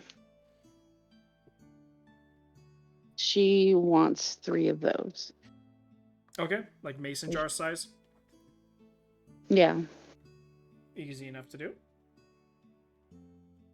What? Is it easy enough to do? Oh, okay. Is that all? Um. Or do you want to make a list and then give it to me? Ooh. Well, she needs honey, Okay, that could be gotten. but here. I think that. Oh, okay. I was gonna say there was a general store or something. No, there's no full-on general Wasn't sure. store here. The honey could be gotten here, or it could be gotten at the apothecary. Oh, okay. No, I meant a food market. Okay. Yeah, the food market's more of like prepared foods or fruits and vegetables. Okay. But they do have some And here, but it's more, it's less straight honey, but more like honeycomb that you could squeeze for honey if you want. Okay. And mixed nuts and berries. Yep, trail mix. Nice. And then do they have moonworms? Moonworms? Uh-huh. Specifically moonworms? Yes. Or like a species of glowworm. They wouldn't have glowworms specifically. If you're looking for like incandescent or like bioluminescent stuff, they have material that can do that. Okay. Well, she was just gonna make like a treat for something. I don't know, for everyone. But if you don't have the glowworms, then she doesn't really need anything. Gotcha. Okay, so Great, the whole recipe's ruined. it's all I just fucking throw it away. I don't want to do it anymore. Well, she'll keep the mixed nuts and berries, I guess. That way it's not a wasted trip. Anything living would need to be gotten at a different store. Is just more of what I'm saying. Oh, okay. So something like worms, that would be more of an apothecary thing. Oh, okay. Well, then she'll get the other things, and she'll Okay. go to the apothecary. Sure. All that stuff will cost you 2 gold. Okay.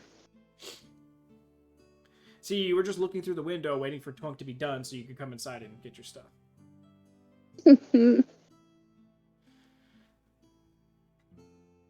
Being a creeper. Twunk the entire time is just observing a bit with a rare dumbfounded look on his face. It's like, cause like the going through his mind, it's like, wait, how much did she see? How much did she hear? And it's just like, I want some of this. I want some of this. Oh, do you have this? Darn. And at least you're being able to see Rek talk to her in a different tone than he talked to you. How can I help you? Yes, of course. Something like that can be found at the apothecary. I can help you with that. Do you need anything else? No, I'm done. Thank you so much for everything. Not a problem. Paper or plastic? Would you like to donate a gold to our lost Local puppies? children's charity? No. It's a scam. There are no children here. Yeah, everyone doesn't fucking do that. But if you say, abandoned puppies, then that's where you make the money. Wow. Because you can't really say abandoned kittens too, because that would just be weird for the tabaxi. There's actually like a little, like a sound, like magical sound that they press. In the arms of an angel. Okay, so you gather all your things and head on over to the apothecary Lorana. You'd probably be getting there as Valis is wrapping up with his stuff. But we'll finish off. We'll finish the conversation with Twunk. I wanted to reword Like, caught that yourself there. sentence. Yep, I wanted to reword that sentence real quick. And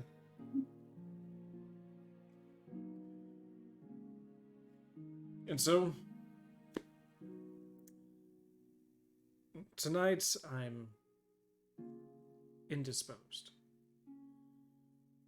But we can pick up our teachings tomorrow.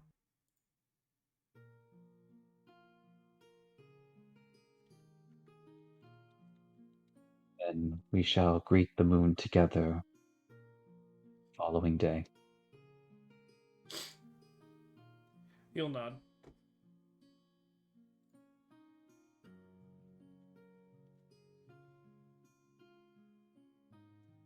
With that, he will give his usual bow in departure and leave him to his literal business. Yep.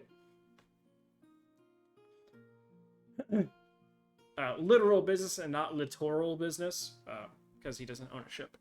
Anyway, that was a Navy joke. I think only one person would have got that. And they did. Oh. Yeah. Well, I would have been more confused if it was clitoral business. Well, they are a changeling. But Valis Depends on what you're feeling that day. Valis, this would probably be the moment you're like intersecting Lorona as you've gotten the meat from Volgart and went to the apothecary, got it, taste tested by Mirror, and you're heading to the smokehouse as Lorona is like, oh, hi. Oh, I'm like straight up like dancing. I'm jumping, Clicking like his heels, dancing in the rain. yeah. I'm the Scarecrow from Wizard of Oz right now, like Heel all over clicks the all place. day.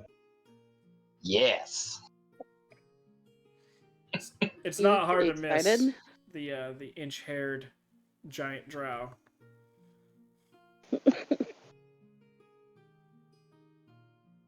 Just jolly as can be. She said you seem excited. I have a surprise for someone. Remember, don't mention anyone. I never Wink, saw you. wink, nod, nod. Not me. Someone else of the furry variety. So Valis has just admitted he is a furry.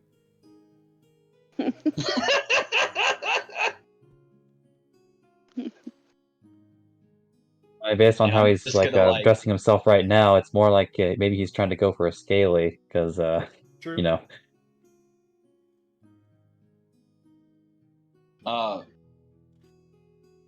I'm gonna get really close to I'm sorry, Hip. I forgot character. Lorona? I got excited. Lorona. For some reason, I wanted to say Verona. Yeah, it's not Romeo and Juliet. Sorry. I mean, if it is, it's not looking great for you, Valis. Well, to be fair, if this was Romeo and Juliet, it definitely would be Tamberlane and Reuben. And I would probably be Tybalt, to be honest. I'm gonna whisper to Lorona. Hey, don't mention Twunk. I don't know if my mic picked that up. Oh, Yeah, we got it. Okay. do you mean like in the apothecary, or what do you And mean? I'm just gonna shake my head and give her a thumbs up. Nod your head. Nod. Sorry. Just shaking your head Nod. like saying no. Yeah. Yeah. No, not in Immediately- the apothecary. Thumbs up. Yeah, tell Lorona not to talk about Twunk, but you can talk about him in the apothecary. That's fine. Anywhere else, don't talk about Twunk.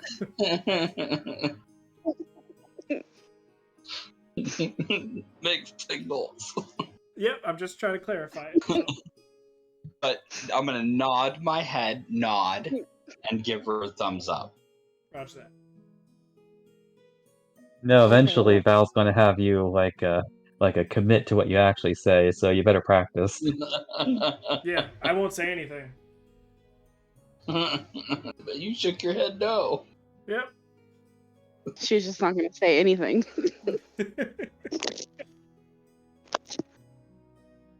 And it's funny because Lorona has absolutely no idea why she doesn't need to say no or say anything about Twunk. And Valis isn't giving her any heads up, just being like, don't say anything about Twunk. Got it? She's like, Wait. in there? And yeah. And then they go, okay. And then they go their separate ways. She's like, why would I talk about Twunk here? I thought we discussed it at dinner. You said it. With Oh, you Twunk there? specifically discussed it with Twunk. Yeah.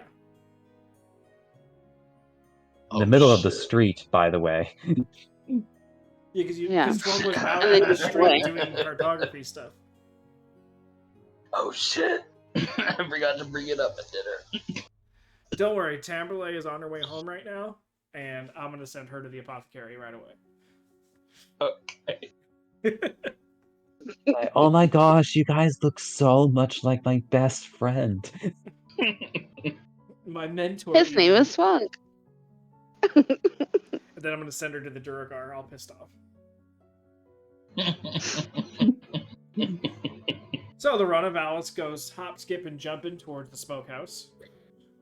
Here I am. Holy shit. We Am said I- her name 3 times, she Am I, appeared. am I good or am I good? Here I am. Do not come at me like that.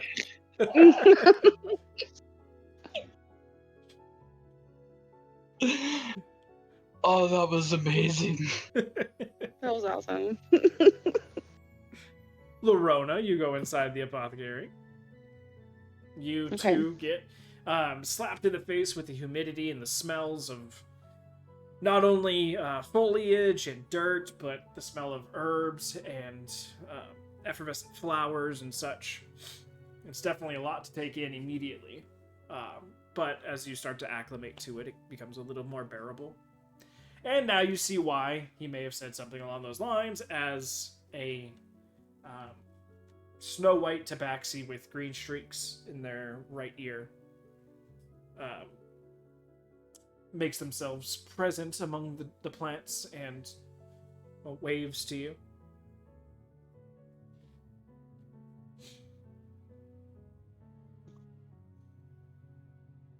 Okay, she'll walk over and introduce herself and tell her that she's there for some, hopefully, moonlings. They have many different types. They'll introduce themselves as Mirror, and say they have different types of worms, and they'll even take you to some of the plants where you can see the worms that are, in the soil and helping to, fertilize everything as they're going through. Say if you're looking for glowworms specifically, they do have a few, not as much as more of like their earthworm counterparts. But they do have some that are actually fertilizing some of the more dangerous plants. So we'd need to know how many you would like.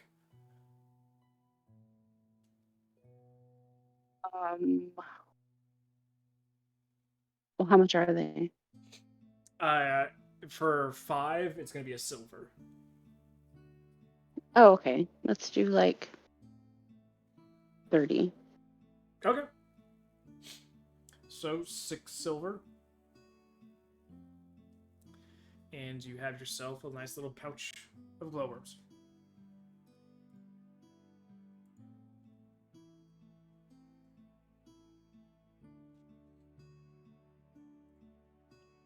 Anything else? No, that is it. She will be done.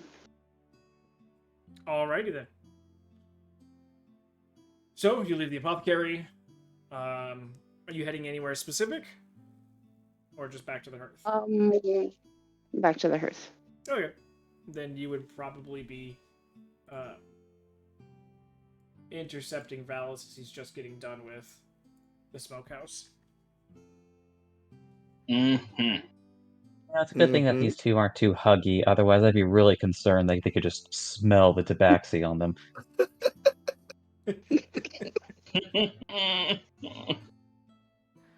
Oh my god, is Twunk gonna be able to smell the other tabaxi on us? I mean, All of a sudden, Depends on his perception check. Starts hissing at us. he has vents on spell. So yeah. Yeah. It's very much when you pet the neighbor's cat, and just like, what the fuck? What were you doing?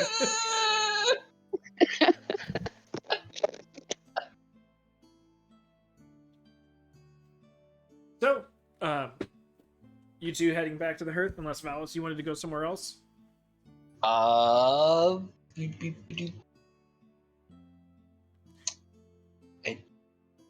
Yeah. I mean, okay. No. I'm gonna go back to the hearth, but I'm gonna be skipping the whole way. Okie dokie. Lulu, skip to my Lou. Lulu, skip to my Lou. Kicks in through the door and lands on the last skip into the Iron Hearth. Skip to my Lou, my darling.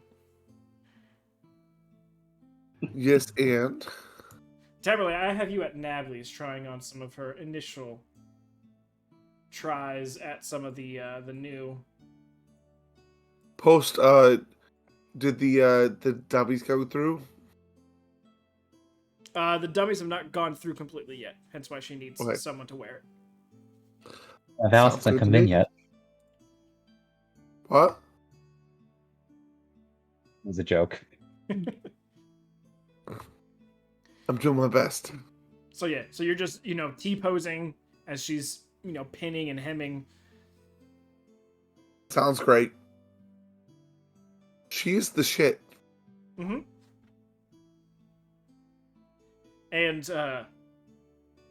Chadra gave the lowdown on all the stories that you guys have had in Terra Mission. You just didn't want to deal with that. So you're just like, all right, bye.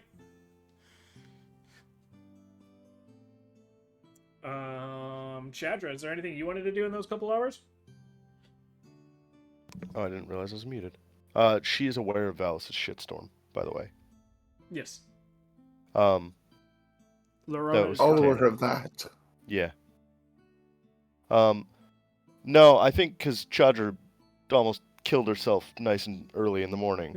She probably spent most of the day just like regretting her choices, tinkering with something probably unsuccessfully. Just kind of in Pain. that rut. Yeah, just very much like, oh, that was so dumb. Understandable. Yeah. Okie dokie. But, Twonk, go ahead and give me a perception check.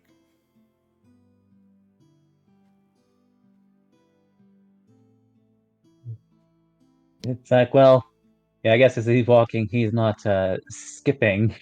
Nope. some individuals.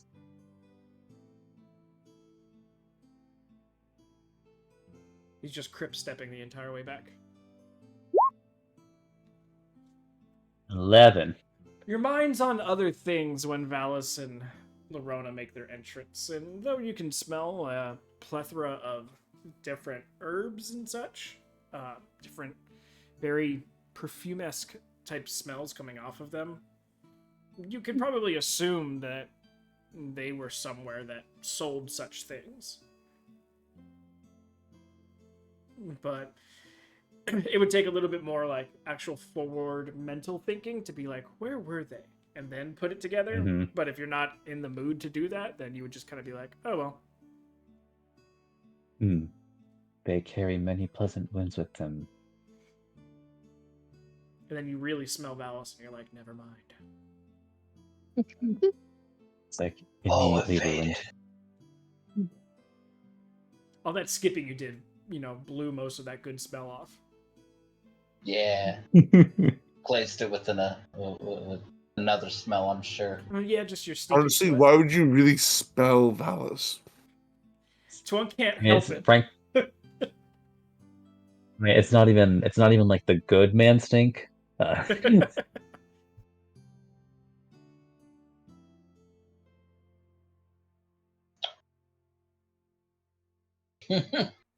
So, at this point in time, the majority of you guys are back at the hearth. Tam, if you want to be back, we could say that Nably, finished up and is like, okay, I need to do some sewing. Thanks for, stepping in for me. For sure, yeah. And then you guys can head back and be able to be back at the hearth to snag some lunch.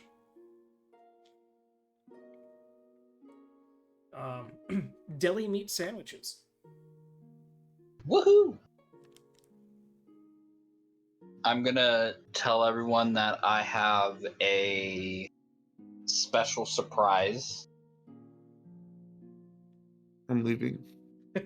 No. We can't decide whether I want the surprise or I just want to leave right now. At around dinner time. Oh, around dinner time. And it's gonna be something to eat. And I'm not touching it. Please be a little more specific. Mostly. Well, I'm transporting. That's it.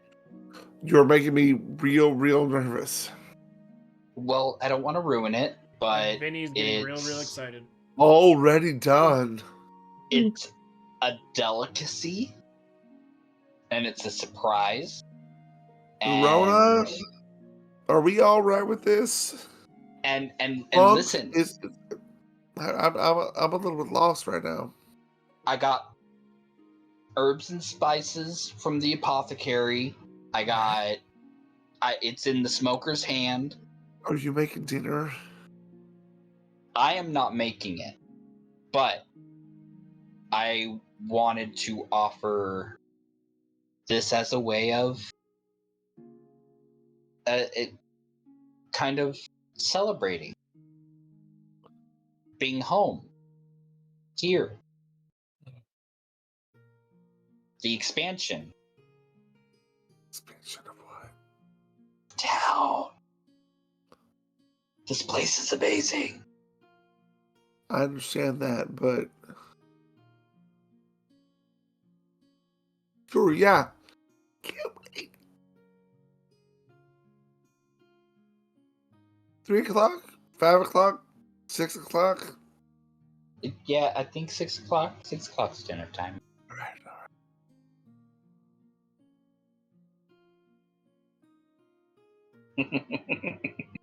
For a second, I thought you were singing the Happy Days theme song.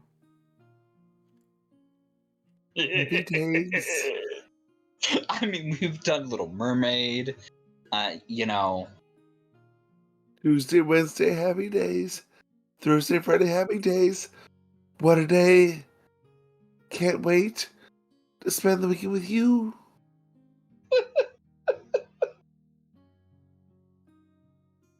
You would not do that, actually. No. But anyway. Val, I'm gonna roll some hit dice for my short rest. Okay. Yes. Oh, man, you're still fucked up.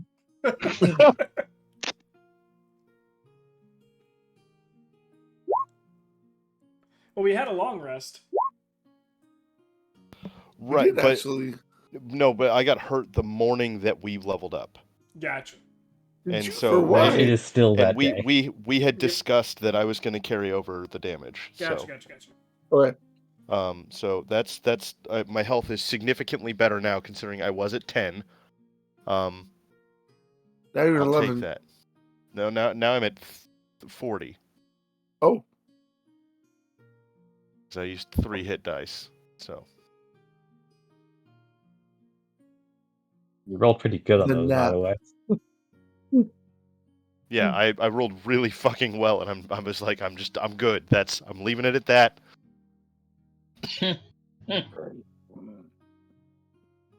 guys. It explodes. You take exactly 41 damage. Yeah, no shit. No, I'm done playing with explosives today. Are you sure about that? Today. That was Today. the operative word.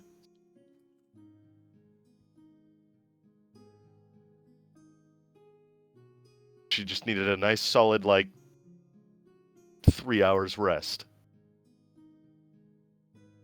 Audra, your glow has returned. I feel significantly better. No, I mean you're on fire. Points to you. Gunpowder bag. No, Temperley is actually standing next to Twunk. Am I supposed to be polite or am I supposed to be like she knows us, but she's still trying to be polite. It's very hard right now. Do we have other things I that we're guess- supposed to be doing right now? Nope. Just dinner? We're supposed to be on vacation, rest. I don't know what to call it. We're will basically in rise. between jobs. Downtime. Yeah. Downtime. Yeah, that's a good way. Sun We're on will leave. rise regardless of our wanting, and yet we are the ones who are charged with making the day. I understand. I get it. I'm gonna hold back. Now we figure out something else to do then? I got to meet the Masons and the owners of the apothecary. The owners of the apothecary were really nice. Yeah. Masons were kind of dicks. But hey, they're really good at what they do. And I really think that they got what it takes to build us a wall. Or a rampart, he said. Rampart, yeah.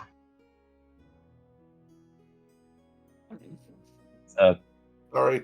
I'm a little lost right now. Twonk's face looks like it kind of twists a little bit at the word rampart again.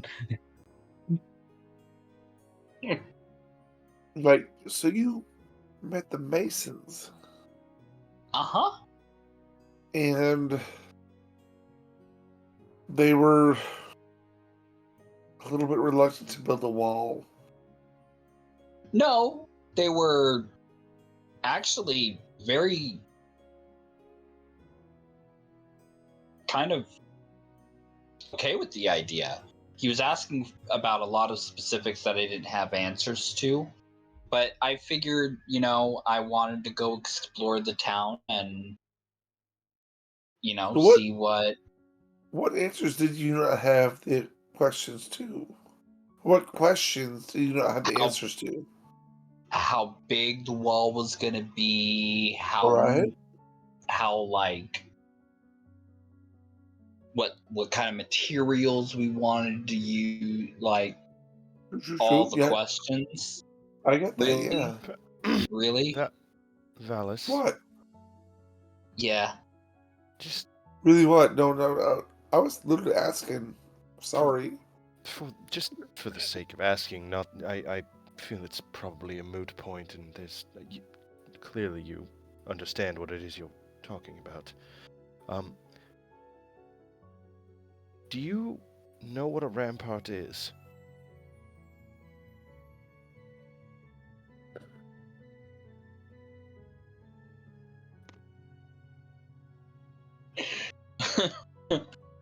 um. Because it's Val? a very specific type of wall. Should I roll something for that? Intelligence check. Yeah. Hold on, I got you. Go ahead and roll a history check. Ooh, no. History check. Okay. It's the same thing. Woohoo!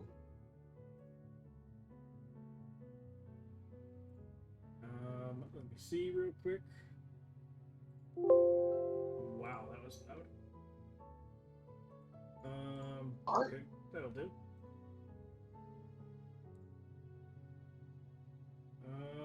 Stop giving me fucking. Give me a goddamn JPEG. Don't give me fucking WebPs. Do you want me to send you? Do you want me to send you a link to some ramparts? Yeah, I've got some. Just every fucking picture is a goddamn WebP rather than a JPEG. There we go, JPEG. Wonderful. Okay.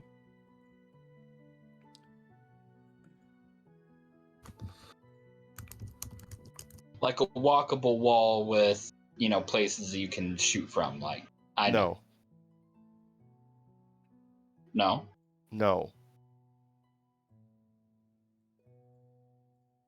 A rampart is a wall that is built into an embankment. It's usually utilizing the natural terrain in like a cliff face or something of that nature. So in a flat place like Termish, making a rampart would mean you would have to basically excavate or make a quarry. Or just That wouldn't work. take all the trees down and do it. He's thinking of for just us. the top part, not the entire. You're just thinking build of it. you're thinking of like a wall. Just a regular old wall. Yes. Yeah. Like a defense wall. Yeah, that's not the same thing as a rampart. I'm sorry. No, it's fine. I just you keep saying the word, and I was like, I don't know if he knows what a rampart is.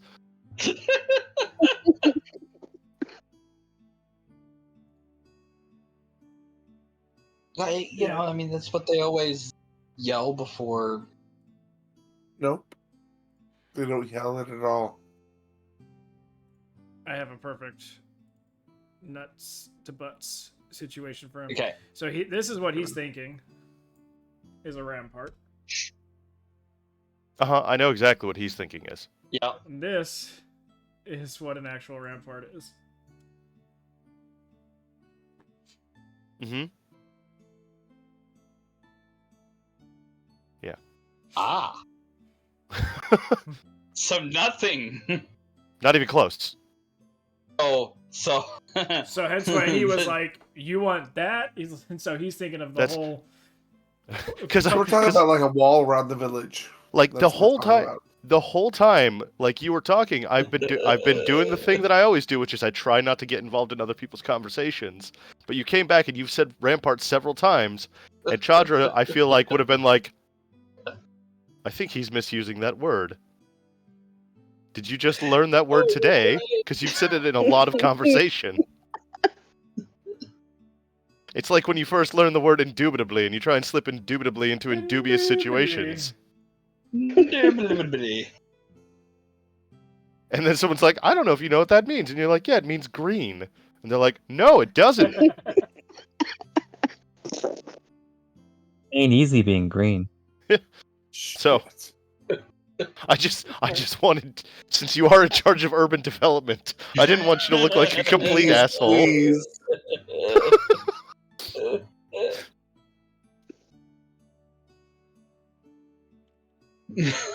Well, I'm glad we've clarified this.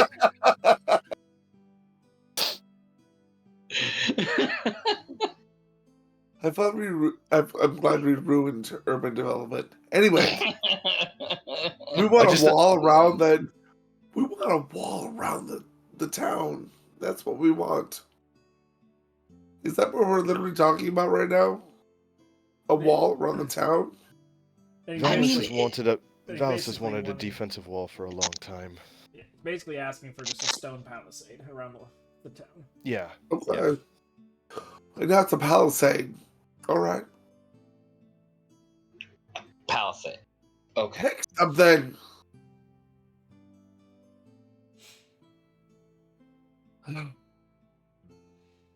Yeah, because I doubt he's This- gonna want castling walls. Mhm. But this palisade not lead others to see all things beyond it as a threat to them?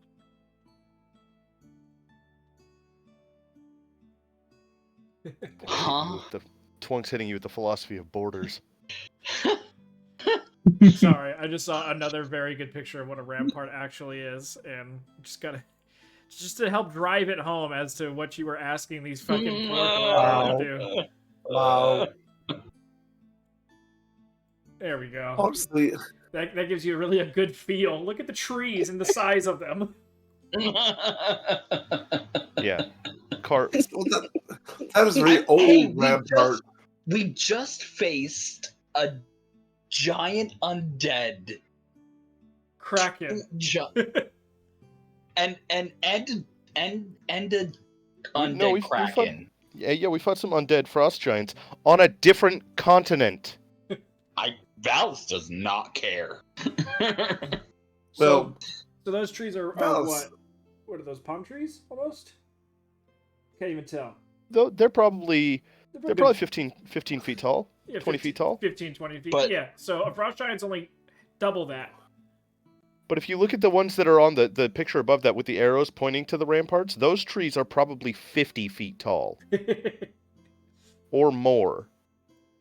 just putting it out there, how are we gonna get all these buildings into the central Termesh so that we can build a wall around them? Any ideas? Anyone? This is not my plan. I'm just. I know. I'm That's pointing what I'm out asking. that Was it something we were gonna put into, I feel like this is long term?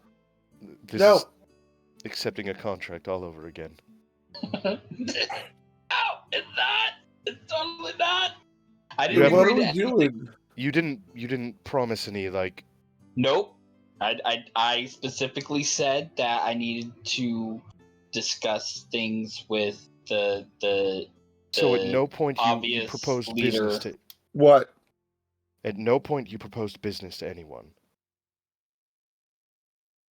No, You told them that it was simply for research. not in so many words. Or, excuse me. I said I was checking out their merchandise. So you were only looking at the stone and not consulting for a job.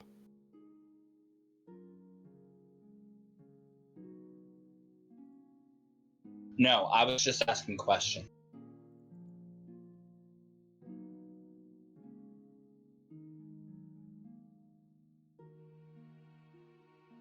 I don't think the guy liked all my questions, though.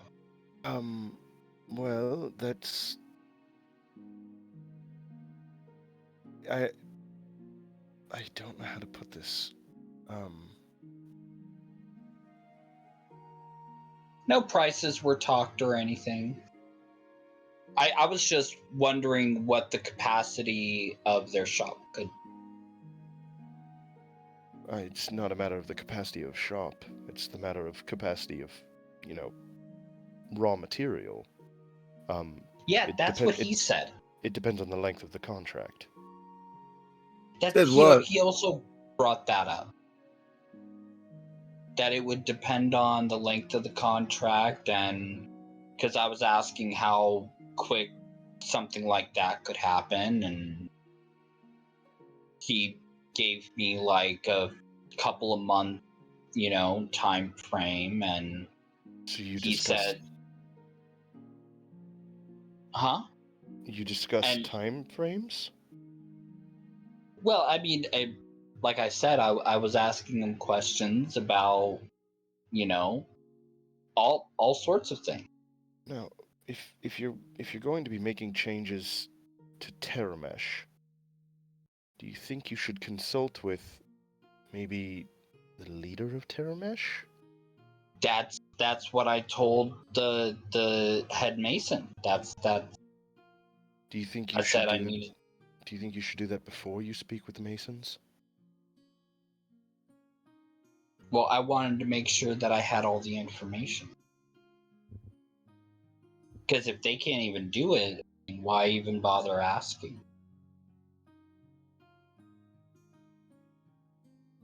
And I want to make sure that when I bring an idea to Verathorn with everything that has happened, that I'm coming with all the facts and all the information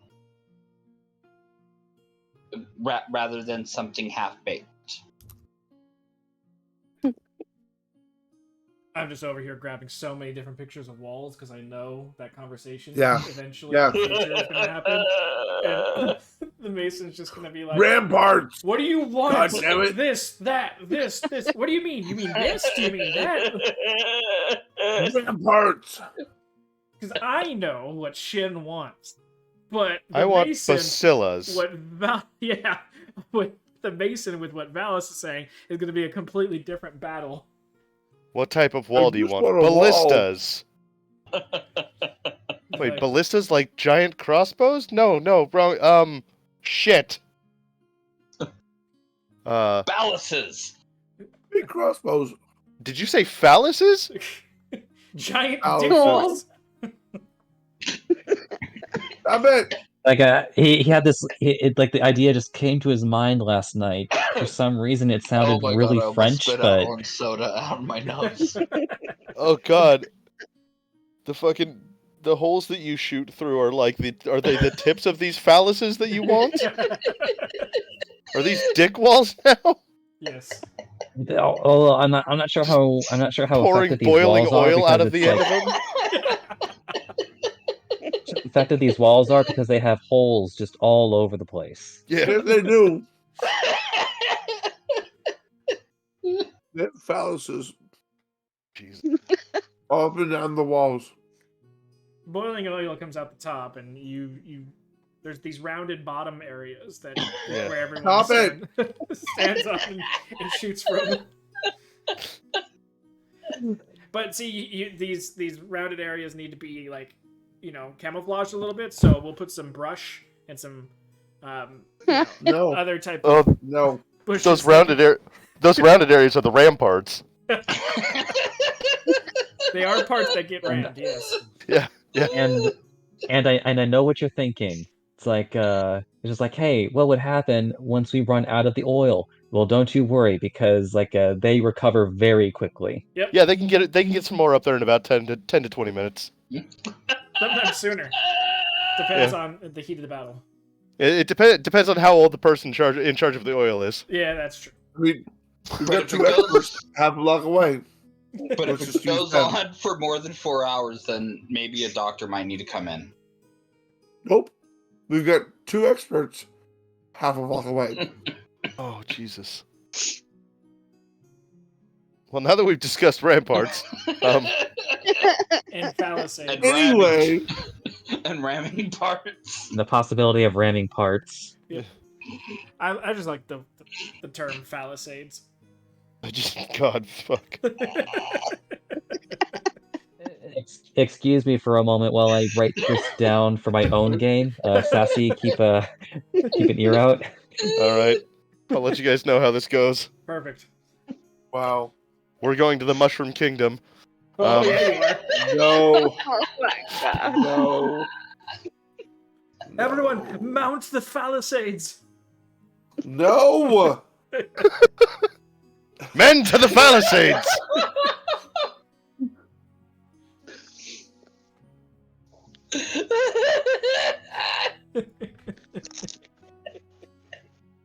Jesus Christ. Sorry. Verona's gonna go to her room. Right? She's like, And this is a lot more shit than I was expecting to be talking Chinese about. and all that stuff. I mean, I'm a little lost right now. All this There's talk just a about little too much palisades and big dick ramparts, energy it's time to go to happening in my this room room. too. Everyone's just getting all hot and bothered. And Valis has no idea what's going on. No. No, I'm just like, what is going on, guys? Thought we were talking about walls. Are I we thought now? this was a good idea. Are we just talking This about is- walls now? Who let the Some cock on the protection. palisade? Get that chicken down. Yeah. Palisade? All right. I believe a Anyway. palisade is. I DD wish you kill. would have rolled so much roller on that, or lower on that history check. I wish you would have rolled like a 7 or a 5. And you would have just been confidently knowing what a rampart was, but the you had DC no was idea 13. what it was. Hooray, Rampart. Anyway, so are you literally trying to build a wall around this town? Because it's going to take a long Yeah. time with a hell of a lot of people that don't work here yet, and a hell of a lot of stone that we don't have. No, Look at the town. the Mason said it was possible. Yes, we have a mason. Look at the town. Oh, It's huge. would it be possible to do so?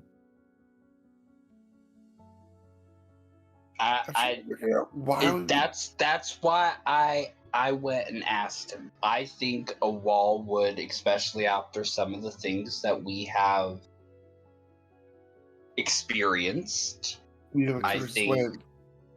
Do you? In this town? No, Okay. we experienced in Yeah, the yeah. ocean What? and Watch that green line going all the way around the town.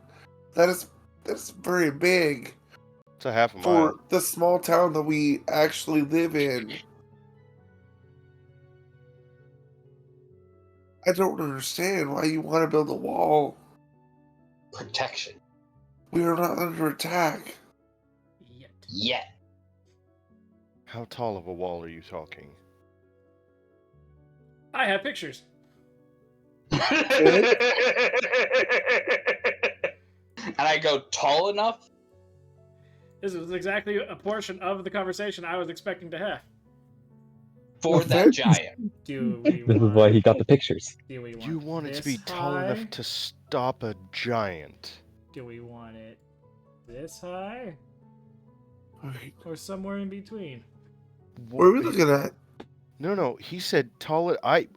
With his whole chest, man said tall enough to stop a giant. So the second picture. Oh, Yes. no, So, no, 30 feet no. tall? With obvious room for this No. town to expand and whatnot. I mean, Next- I'm not an expert in Next- this, but Next question. What? How wide do you want the wall to be? Or thick, if you will. again, I'm not an expert. But Give I me mean- a rough estimate. I love it when you say that, enough but I don't to believe you. be sturdy. So like at least 30 feet high. So, There you so- are. So Yes, we're, please. we'll call it Giants, let's call 30 feet tall, and I mean, I'm assuming you're probably Lorna, don't ever leave me again. if Storm Giant is 26 feet, then you probably want it more like That's 35. average height. So Oh yeah, that's 40. true. Because his arm will Let's reach call up. it. Yeah. Let's call it 40, just to be We on the also have a safe giant side. that lives in our town. Okay. Now, hold on. One more thing. How thick of a wall do you think this is going to need to be? Because I mean, it's going to need to be don't understand the wide law. enough for a Sturdy. person to walk, and also for people to walk on. Yeah, I And mean, I figured it would hopefully not be. break at the first sign of a giant hitting it. Give just a rough guess. Humor me.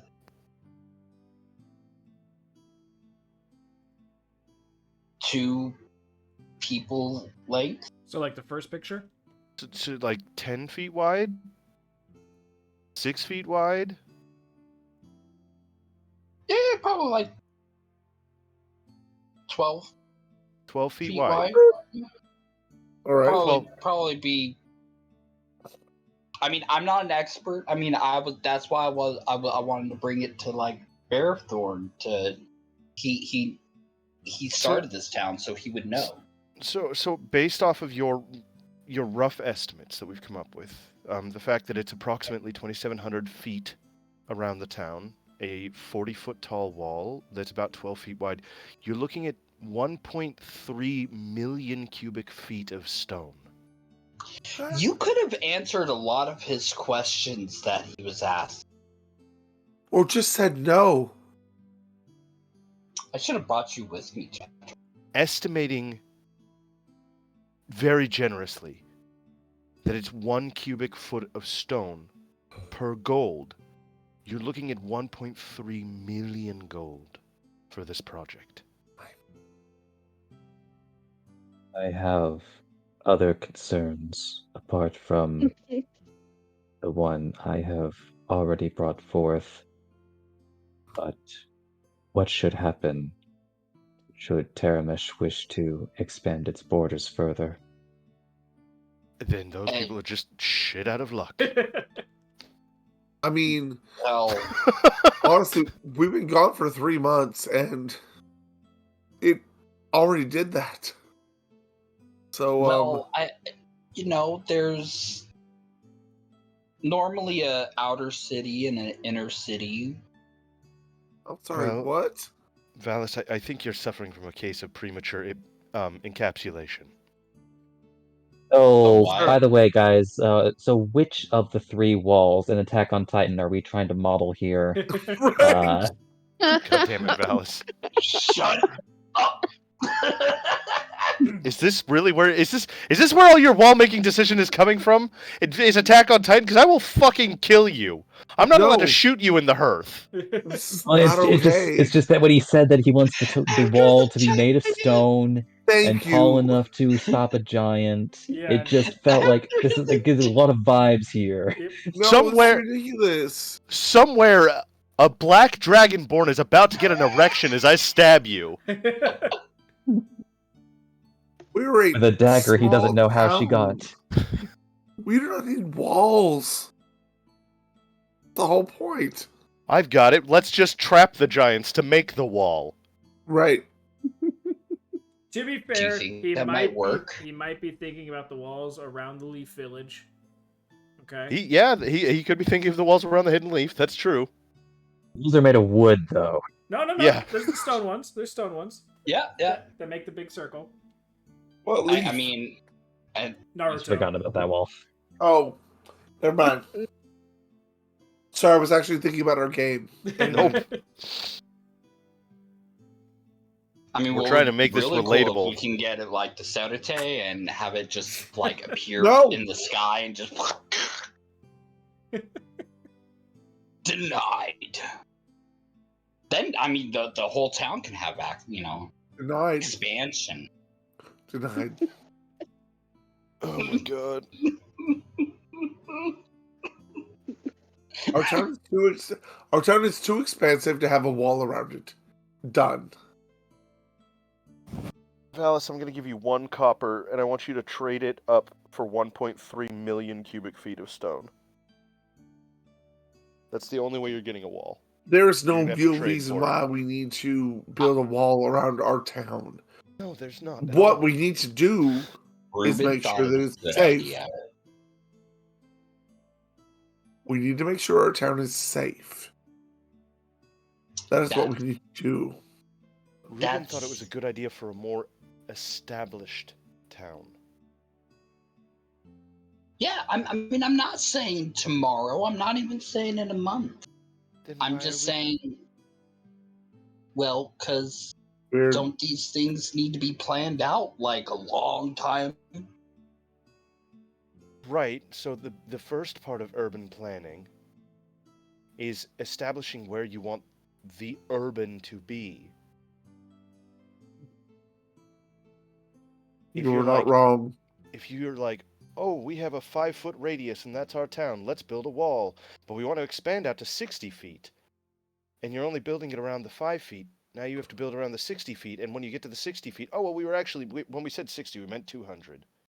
And now you've got to make a third wall, and you're just wasting resources. Why not And- just make it 200 feet? Although that would be like really small. I don't think 200 feet would be big enough. Chat. I think it's like Is it a 200. saving throw, Jojo? Good luck with that. Need to see if the blood spurts from your nose. I was gonna say, I think it was just an example. I don't think she meant that literally. Oh, but I'm up in my room, so I didn't hear any of that. Oh, Never mind. terrible. That's not terrible. It's terrible enough. Hurts. Yep. Oof, Yep. That's that sounds horrible. Yeah. That's a whopping 7 psychic damage. I'll take it. That's fine. Really? 15? Shit. It's not- It's this deep into the conversation with Valis. Yeah. He's trying to kill us all, isn't he? I think I took that in Audra, real are life, you- too. Are you quite all right? I think I'm still tired from when I blew myself up earlier. Sorry. 7 parts in, heart palpitations. No, I gave myself 7 damage. Yeah, 7 damage in heart palpitations. And I caught her, like, falling back from the bench. And then propped her back up. But I there's think- still more. I think I just... For some reason, there's still more. I think I'm still exhausted from when I blew myself up earlier. I think we're all exhausted. Period. I don't know if Don't anybody knows that I worry. blew myself up earlier. Nope. But coming from you, I just thought about that. it's pretty much par for the course. So Pretty much, yeah. I'm not surprised. Or experimenting with new chemicals at Fireball's What? place. Also, Valis, the design for your arrow is in progress. Woohoo! Thank you. And don't worry, this isn't something that I'm kicking off. I was just gathering information to talk to Bear. Who? Verathorn? Veriform. Veraforn? You said bear, and I did not know who you were talking about. No, his I mic cut understand out. we've been gone for 3 months, but it's Fawn. F-O-R-N, not Thorn as in you and my side. Oh. You hit my side. Lorana's at the top of the stairs, just giggling her ass off.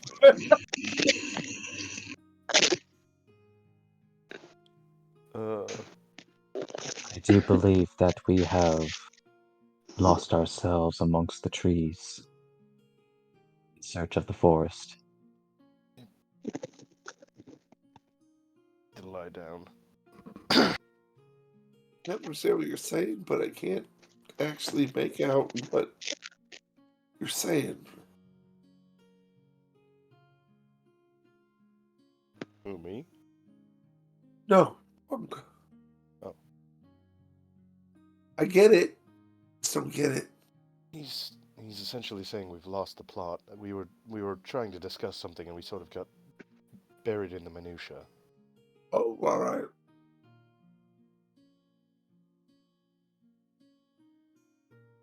What were we talking about? I don't My know. surprise Monk nodding. that I'm bringing later tonight. Well, after What? this hour-long conversation, it's actually closer. Oh, speaking of, I need to go pick up everything. And I'm gonna go skip out the door. As not. blissfully unimpeded as the day he was born, he skips out the door. Nobody's gonna stop him. Valis, odd or even? Oh Even. no! Huh? Come on. Even. Okay, I forgot my gun upstairs. You're lucky.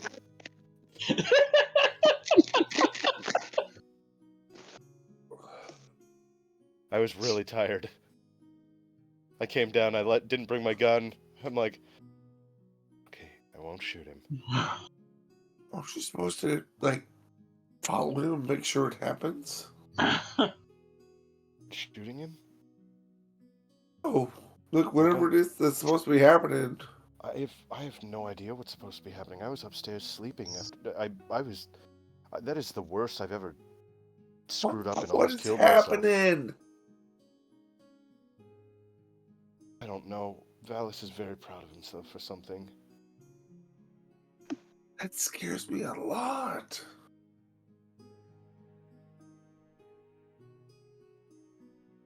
Twunk, what's happening? I believe that whatever winds had come storming through have left as quickly as they came.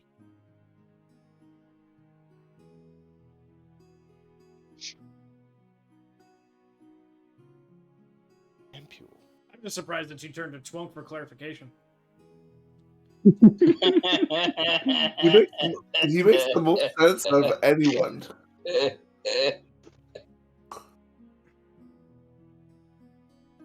On another matter, I had been meaning to speak with you, Chadra. It has now been many weeks, and I am uncertain as to the date that I had left fall. I was hoping that perhaps you could divine their current status.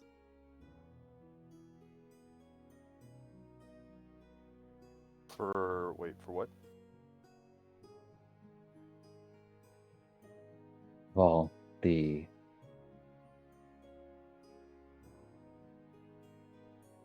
it's like a kind of like a it pauses a bit, not really wanting to think too hard on it, but he has to. The current captain of the Sky Dancer.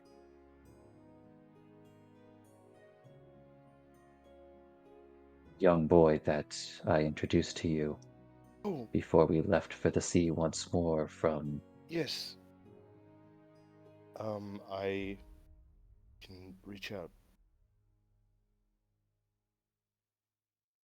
And I will work on that. Okie dokie. Chadra. He has to ask Chadra because Chadra knows more about how to find that information than he does. Yeah. Chadra, when you write up that letter and you go to hand it in to Charles to send it, he will actually be like, see, there's a new thing that's going on. Unless it's Hearth business and it's going to the Drow, you need to take it to the embassy.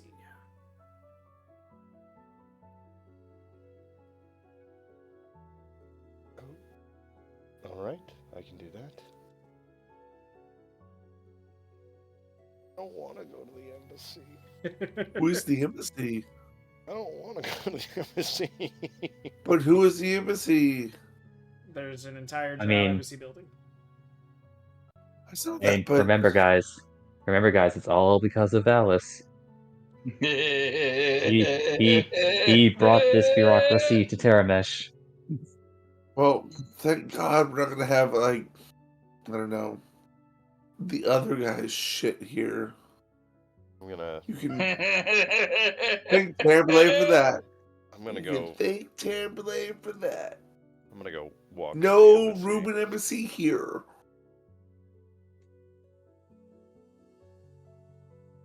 Sadly. Sorry. Anyway. Are those truly the winds of those who wish to show kindness to others? No.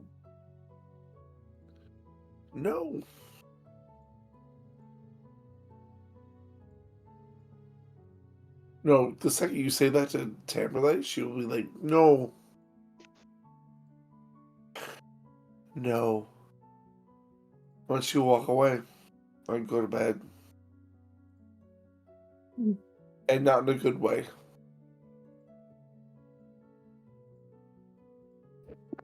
Now, dinner? Not Fine, even I get it. second It's like lunch. noon and stuff, but still.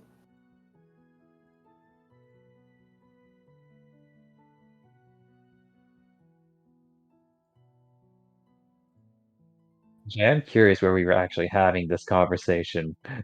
Like, were we Hmm. really just like in the Hearth Common area, and just like Charles just like sipping on a Slurpee? Yep. Oh, that's exactly what's Eating happening. some popcorn. Charles is just drinking some tea. Charles, you don't know me. You don't know me. I'm so happy the bad decisions are home. Don't I say don't that think again, he's ever ever. said that. Please don't ever say that again.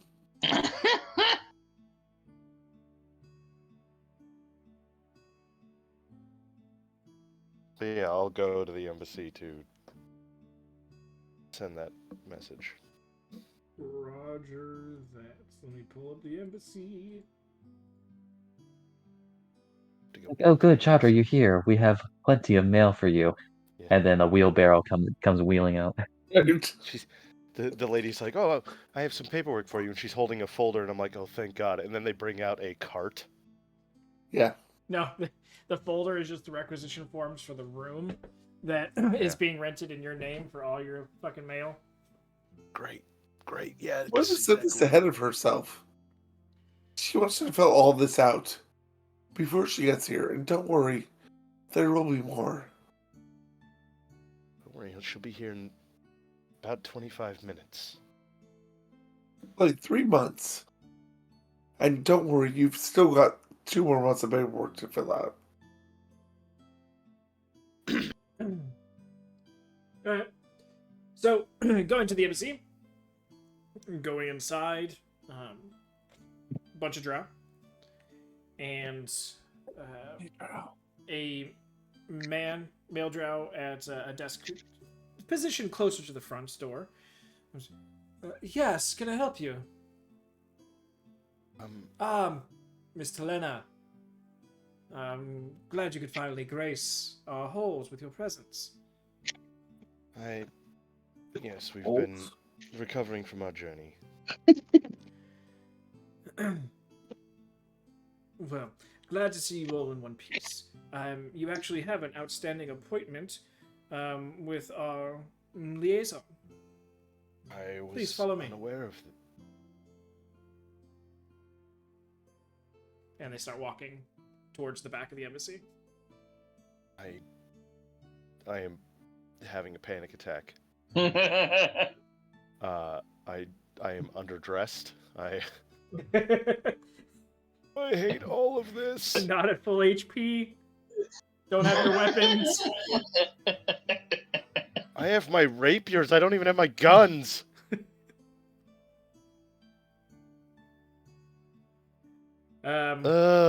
So You used to have your friends. They're not If with you want to them bring now. us along, I mean, I here's thought the I was just thing. gonna be able to. I thought I was just gonna be able to drop off the letter. Nobody told me I had an outstanding appointment. Oh. So, the male drow is walking at a quick clip, and so you have to keep pace behind. Yeah. Gets to the large double doors that are in the back. There's a knock, knock, knock that he does on the door. He says, "You hear a come in." From inside, he opens the door slightly and says, "One moment while I introduce you." And then he closes the door behind. There's a quick bit of conversation, and then the door starts to swing open in front of you. There's here for the overdue meeting, Chaudhry Talena. Chaudhry Talena, I believe you know Chandrel Al. Hold on. Ooh. I was so scared for a Ooh. moment that they were called Chandra. It's just like, oh, that's gonna be a nightmare. Ex-boyfriend already. This is a girl. Yeah, it's Oh, not. okay. Ex-girlfriend already. Nope. That is. Hold on. That's Chess Rollins. It's Maxium's mother. I was getting to that. Oh wait, no, I never got her name. Nope. Great. Oh, I recognize the last name. That's what it was. Ah. Oh boy. Needs to ask if your baby maker's still working. I don't be shocked if that's not if that question comes up. Stop it. A half moon table resides in front of you with two chairs Nom, nom, nom. on your side of the. It almost looks like a spade. The table in front with her chair at the point of the spade. Two chairs. Is she the ambassador for Terramesh? She's the liaison between the Drow and Terramesh. Yes. And her name was Chandrel Al. Chandrel Al. Okay. Spelled like it sounds. Yep. Figured.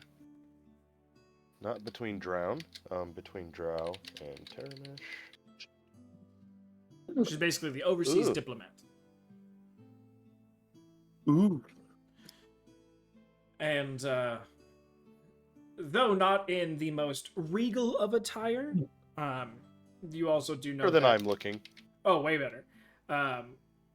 You know she would be in regal attire if she was back home, but since this is more of a settlement and she's doing more of a diplomatic role, she's going to dress down a little bit to help match, the locale that she's in.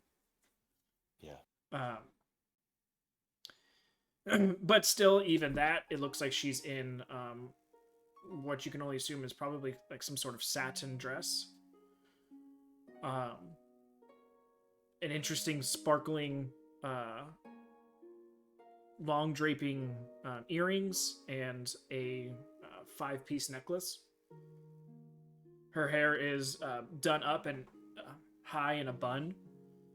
Kind of, if anyone's seen The Witcher, the female sorceress mentor teacher lady. Ah. So kind of like that double updo type thing. Okay. Yeah. She has a wide smile across her face as she sees you enter, and she's sitting in her chair. Her chair obviously larger than the rest of the chairs around the table.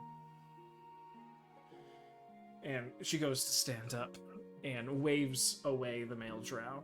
There's no guards or anything in this room, at least that you can see. You probably assume there's one or two up in the rafters or in the darkness. Yeah. But she, after the door closes behind, she sort of takes a couple steps around the side of the table and she goes, "Chaudhry, come here. It's been too long."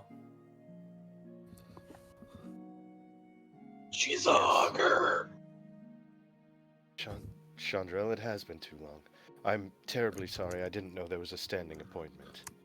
as you do approach. She's not quite a hugger, but she is the the cheek kissing Yeah. type, and so it's that air kiss to either side of the face, and then she holds you out at arm's length on either shoulder and kind of starts to wipe some smudges that you may have missed because you weren't preparing for this.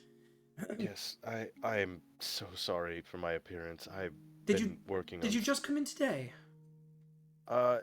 We 2 days ago? How long has it been? 2 days? Today would be the full Yeah. second day. 2 days.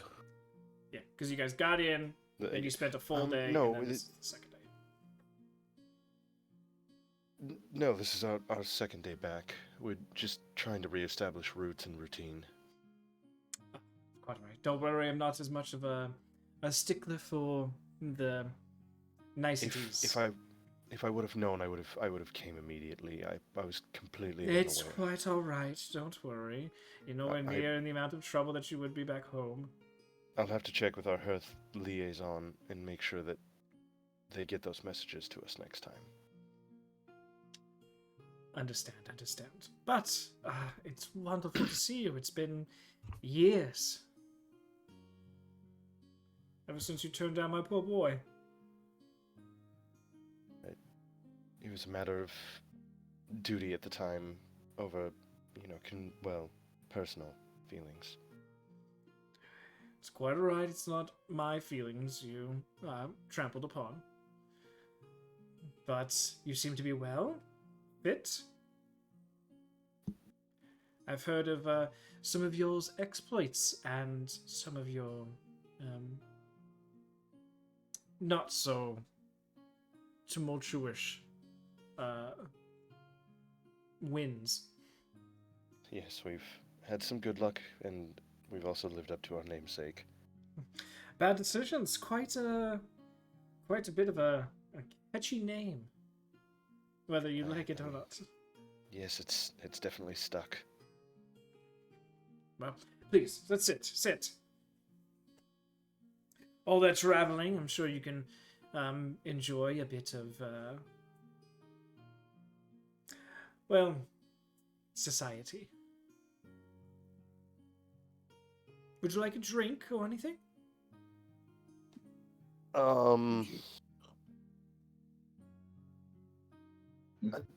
have whatever you're having. She'll snap her fingers, and one of the side doors will open up quickly. The loud smack bang of the doors opening up, and a younger male drow will come in with a tray. On top of the tray is 2 glasses and a bottle of very dark, almost purple-looking liquid. I hope you're still fine with some elderberry wine. Yes, that'll be perfectly fine. Just not too much for me. I understand. I do still have a couple of things that I need to take care of, and I've already blown myself up once today. Already, always on the clock, I understand. She'll have a half a glass poured for the both of you. So, you all have been busy. You facilitated our embassy being moved here, and I don't know if it's out of a personal vendetta or maybe a bit of hopefulness on your mother's regard that she relegated myself to becoming the liaison here. It's interesting that Mother would choose this, considering how recent I have ran into Maxim twice now in recent time. Yes, well, to be fair, my son did say that you told him to meet you at one of the towns. I'm very surprised by that. It was more of a thank you for not killing a member of my team. Well, he is a bit zealous with certain things, Well, especially matters of the heart. sure you're aware of which member of my team I'm speaking of. Quite. So, Me and Max talk a lot. Good. I wish, well, we don't talk quite as much in our family. Knowing the role that your mother plays, it's forgivable. Yes. Duty first. I will say that for the way that she was raised, she is much more of an open soul than her mother was.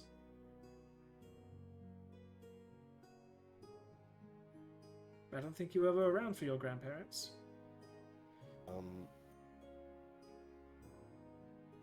No, I wasn't. And,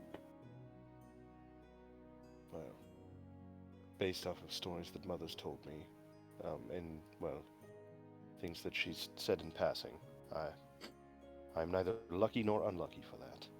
Well, to be fair, it was all before the migration and everything, so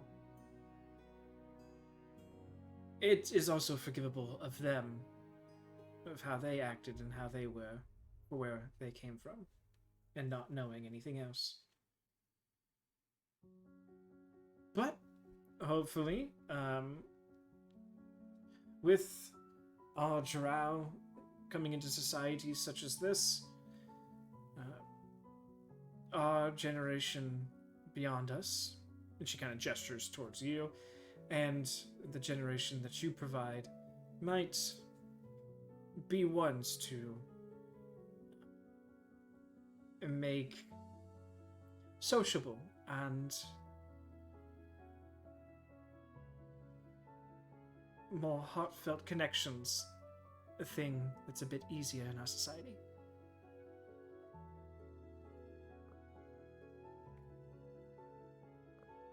How's Terramesh treating you so far? So far, so good. I would say I can't complain, but I obviously could if I wanted to.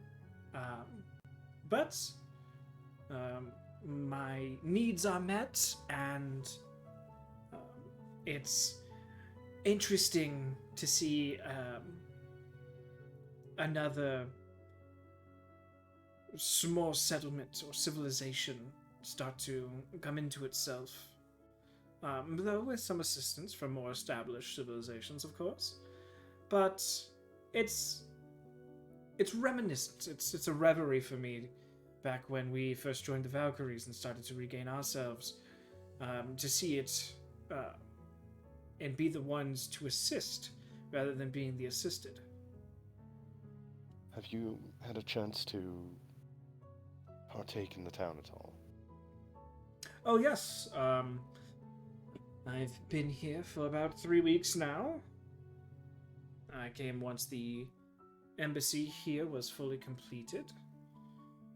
I've gotten around, met all the merchants, started all the contracts necessary there. I've helped facilitate the transfer of other drows to fully stock our embassy, and I think I've got myself pretty well inundated with all those that need to be known within the town. That's great. Have you... So, I'm assuming you said you met all of the merchants. The ones that we would deal with, yes. Have you spoken with the blacksmith? Less speaking, more of a mental talk, but yes. He's very clever. He's actually helped us all quite a bit in most of what we're attempting to accomplish. Yes, it was between ourselves and the Durgar that ended up facilitating his mechanical contraption creations. The arms that work the forges. Mm-hmm. Are we... Because I know Drow are different in your world. The Drow and Durgar get along. Okay. Yeah. Well, because the Drow and Durgar that exist out here are different than the ones that have stayed underground. The ones that stayed underground hate each other and will kill and fight each other, no problem. But the ones that have come up have either been exiled or chose to come up, so they all sort of... There's actually probably more of a camaraderie between the two of them than you would expect, because where they come from and where they are now, they are, reserved even from their technical kin. Started after they started sharing sunscreen together. Yeah. So it's much more of like a lived-in community rather than a racial community. Okay. Lived experiences over,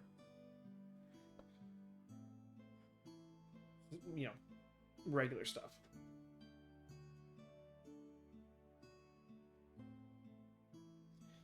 But yes, he's quite the eccentric one.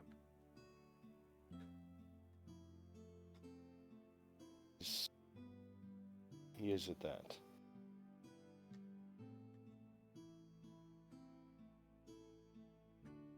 And you've spoken with Verifon, I assume.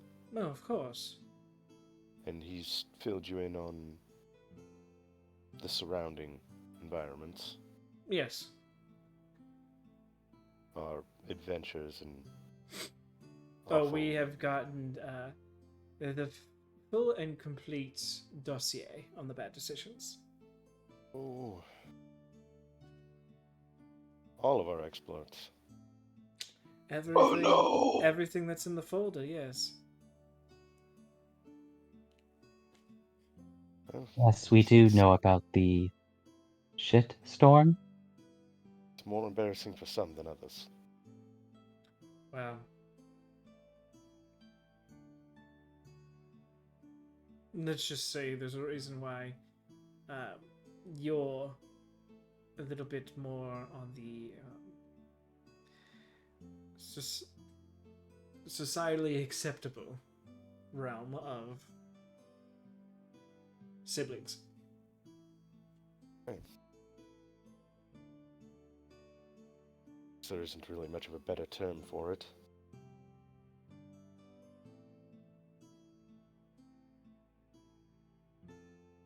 Actually, Reach sent a message recently. I don't know if it found Maxim yet, but letting him know where we were. So, oh yes, in the event, it definitely has, and he was merely waiting for an okay from myself to allow him to travel here. That's one thing you won't have to worry about too much, Shadra, is the nonchalant comings and goings of any drow individual. They all need to be approved by me. Hell, even your mother would need to seek approval from me to make a visit. Though, someone like your mother could technically send that request a minute before she arrived, and I would have to allow it. But everyone else is a bit more on the dealing with my state of mind on that type of day. And I don't know if it's smart to allow him to come. What do you think? oh.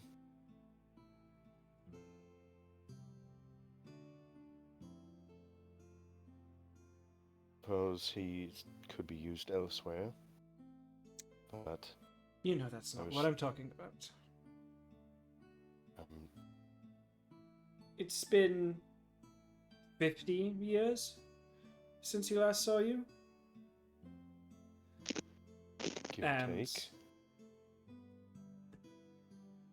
I know my son better than most. Know that certain sparkles in his eyes don't go away just because the light does. And in those 50 years, all of a sudden, you all have seen each other in a mere matter of weeks, quite a few times. And now you had sent a letter out to him telling that you have returned to Terramesh, and he seeks to visit. I can't but feel an obligation as a mother to try and protect my child. Understandable. Because one as emotionally involved as him will put blinders onto all the negative possibilities of what this may mean. And if from your mouth you tell me that possibilities are endless, then I would seek to approve his traversal. But I fear that that's probably not the case.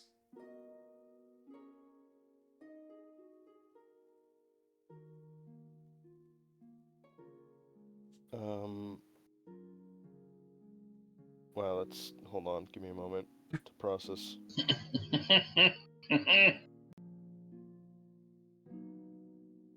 Look, do you plan on boning my son or not? A mother needs to know these things. She wants grandbabies.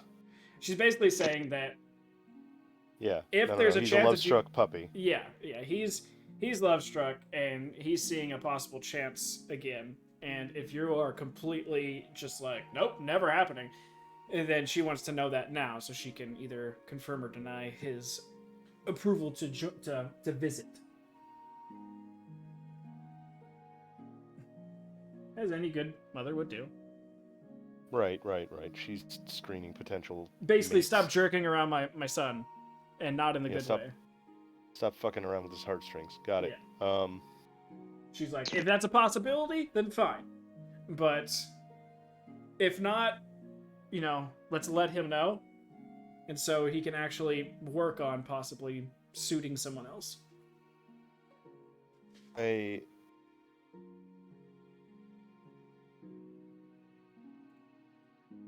Second.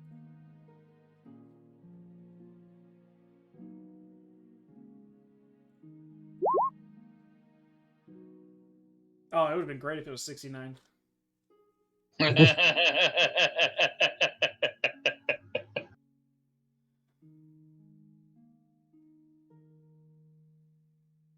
would. Oh man, I was hoping it wasn't gonna roll that high.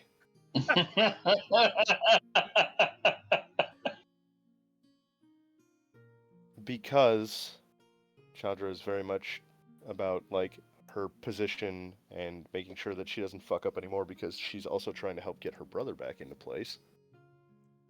She's not asking for babies next month. I know she's not. But she's just like, if there's a chance, there's a chance, and I'll, let you guys go at your own speed. I would say it's not out of the realm of possibility, but it's not in the realm of immediate future. I'm very focused on trying to help Terramesh become established and, well, a part of society. And also building more of our relations with the Hearth. But I would say it's not out of the realm of possibility. She would just finish the last bit of her wine and give you a nod and not a full smile, but, a sly one. She goes, then I think I will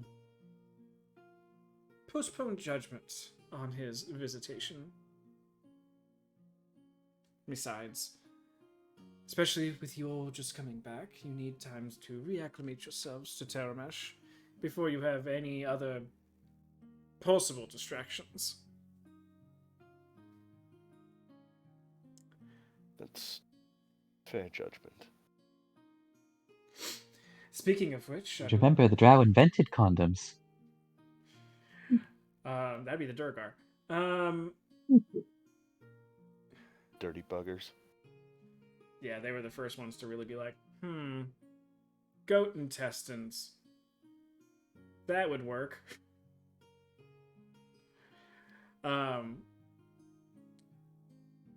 But, speaking of the town of Terramesh and reacclimation, what do you think of the change since you were last here?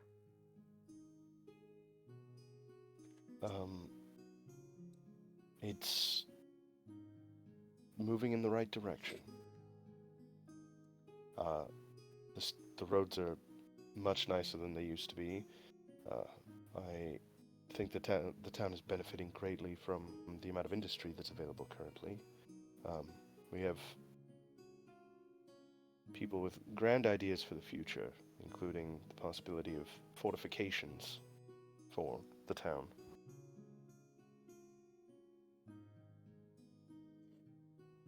I don't think the town is quite there in size just yet, but it is moving in the right direction.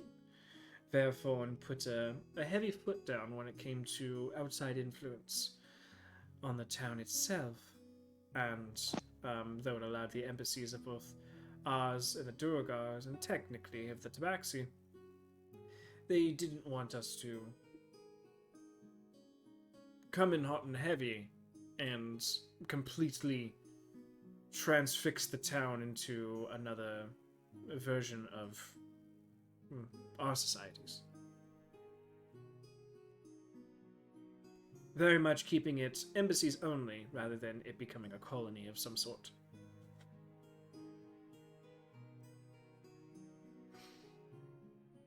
But therefore is a good leader.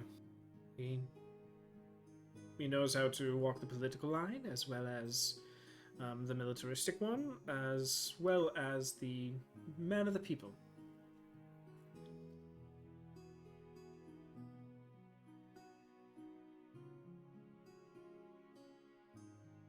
Yeah. Very protective of this town. It only makes sense. He spent the last few years building it up from scratch. But I feel I've taken way too much of your time already. It seemed to my assistant that you were a bit surprised at our meeting, so I'm assuming that you came to the embassy for a different matter. Yes, I was hoping to send a letter to... Hold on. I have to pull my notes up. All of the names are so similar.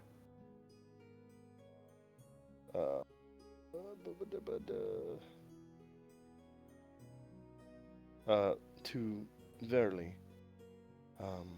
Virali? Inquiring about this... Virali, sorry. It's alright, it's your assistant. You can fuck up her name if you like.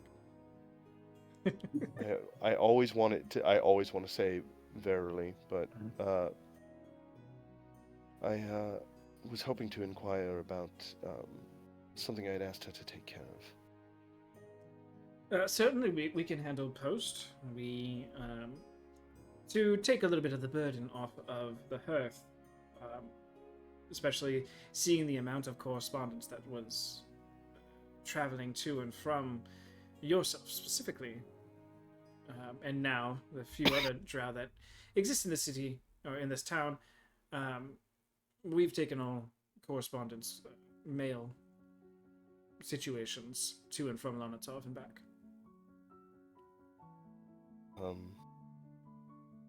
Great. And I'll give...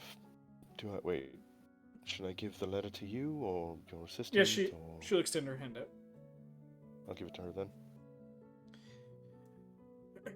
And do not need worry. If it passes through with the rest of my correspondence as well, it doesn't get pre-screened.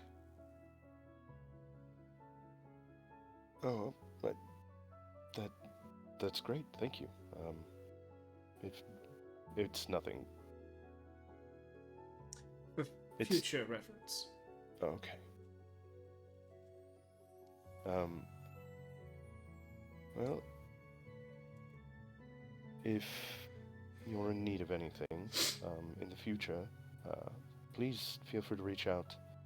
We will. After our pending our next successful mission, we have a change in leadership happening in the Bad Decisions. So. And I'm assuming then that means you're going to take your rightful place. I will be taking over for administrative duties. Well, then we might be doing business with each other sooner than you think.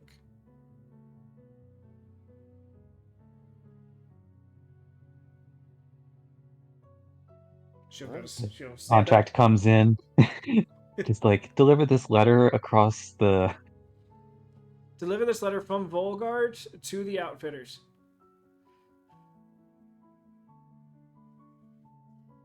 All right, Chandra's the leader now. Yay!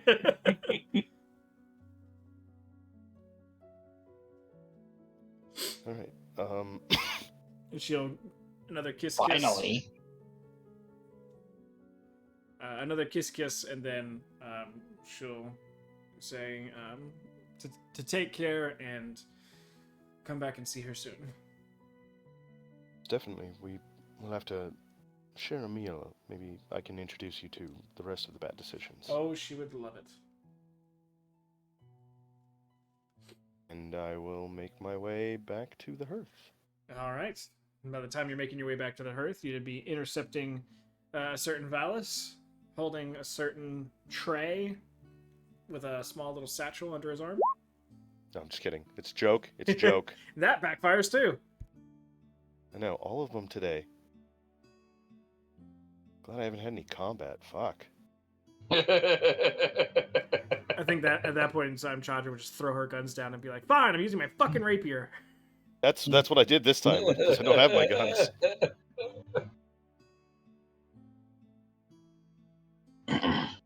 I blew myself up really well earlier. I don't want anything explosive near me today. I feel like I'm now vulnerable to explosive damage, and I just don't want to.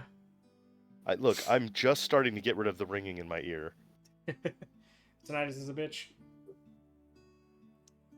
But yeah, so you see Valis coming out of the smokehouse with a tray of food that's all covered up and a little satchel of stuff under his arm.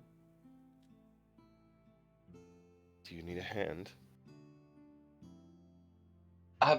Yeah, could you get the satchel? Yeah, I'll help him out with that. Though the herbs and spices were making it smell better under there.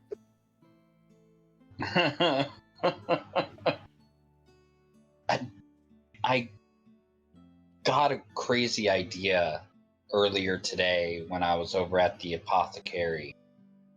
They were talking about, I kind of asked them about, like, their native foods and stuff, and they kind of showed me a recipe that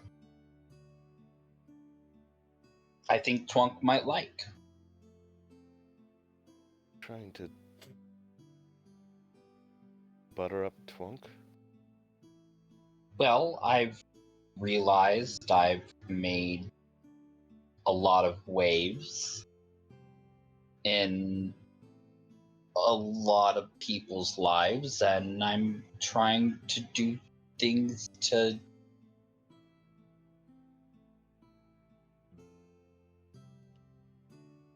show that I I care about them. Back to some hours ago. Hey, you guys should totally come to like the next party. I've just come from the embassy here in Terramesh. Oh, I was gonna go to that today. Don't. I didn't get. Don't? I'd recommend against it.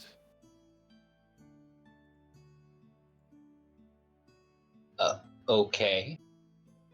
I'm gonna take that recommendation in strongly. That I don't. Yeah, And that bad? if you need to send messages, I can do it. And Okay. if they're messages you don't want read by anyone in particular, choose your words carefully. Oh. Okay. It's nothing bad. It's just someone yeah. who you're not the most fond of that is the ambassador. he didn't. No, it's not Maxim. Oh, It's his mother. huh? Chandra's just gonna walk back to the hearth. Like Valis just stops dead. Valis, roll me a. You know what? You and Chandra, both of you, roll me a D100. Oh, no. Because this part of you guys' backstory hasn't been put down. If Valis rolls within 15 of what Chandra just rolled, then Maxim's mom would have been one of his childhood crushes. Ooh, so close, buddy. Maxim's mom. Maxim's mom. Exactly. Let's just say it was a later in life. She fine type of. Because Maxim's father is dead. Maxim, can't you see? Sorry. Maxim after my sister. I'm after his mom. We're just gonna be a really fucked up family.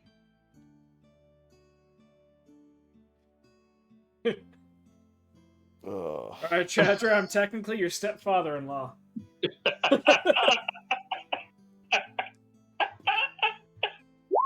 Does that hit? You Fortunately, he know, walked away. you I know, know. for a different game, I keep having to pull up the "I'm my own grandpa." I'm my own But I grandpa. feel- I love that movie growing up.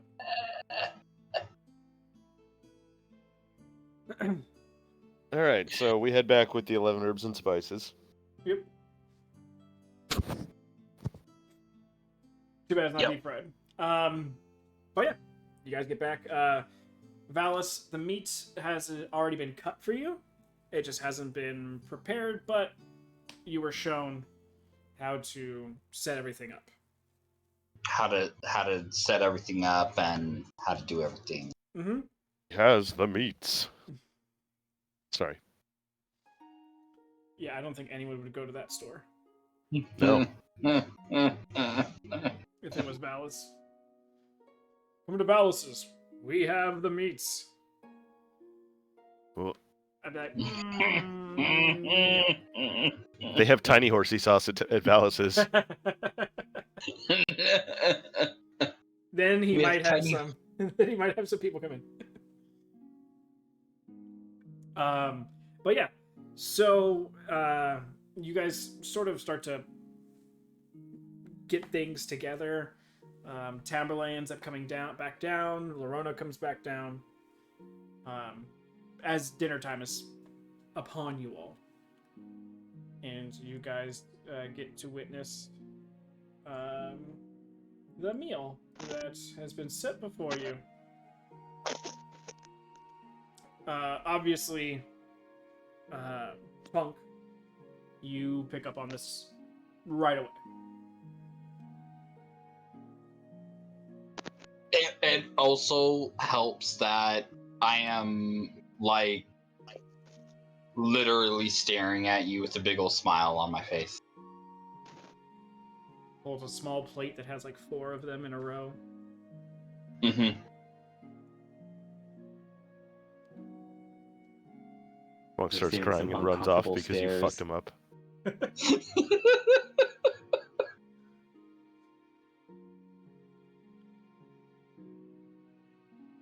My favorite dish that my mom used to make, you fucking asshole.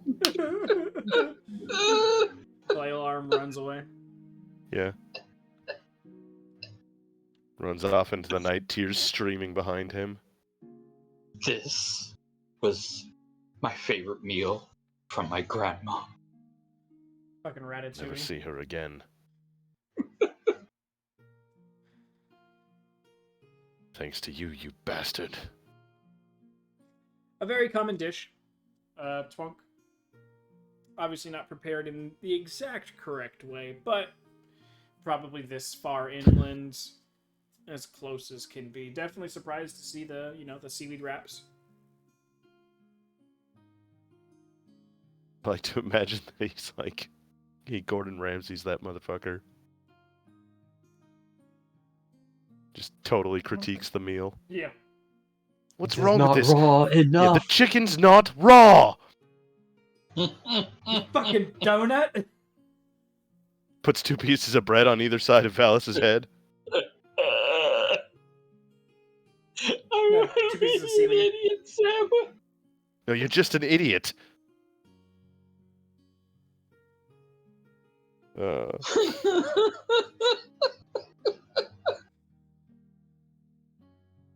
Twunk, any response?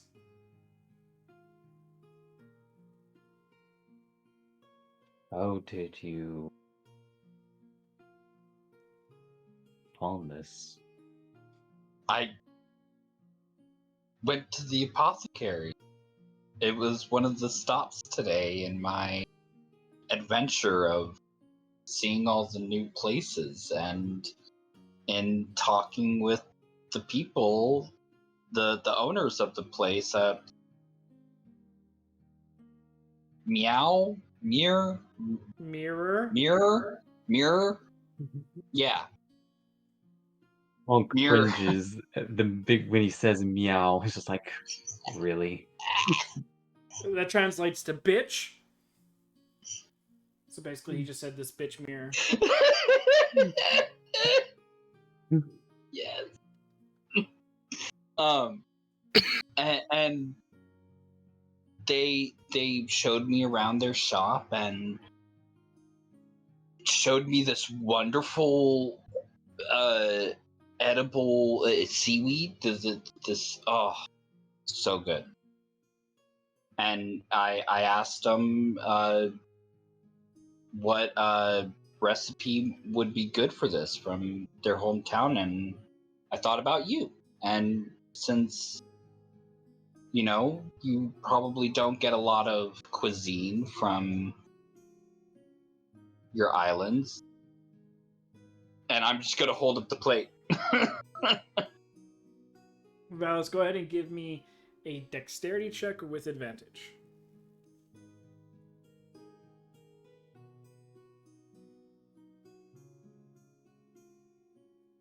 Oh, that's saving throw. Yeah, just a check. So just click on the plus number Yep. in your...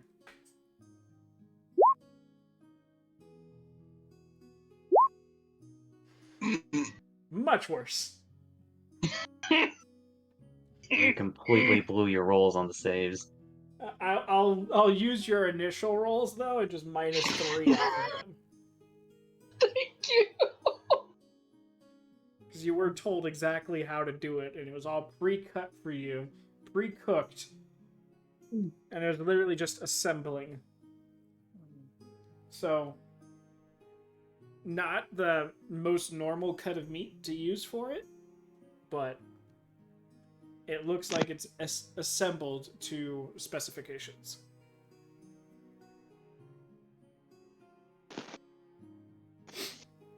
There might have been about a quarter pound that was wasted on frugal attempts at the beginning. Frugal attempts, and that's just my entire plate. Yeah, because you were just like handling it and you realized how thin cut meat you just ripping it and shit. You're just like, son of a bitch.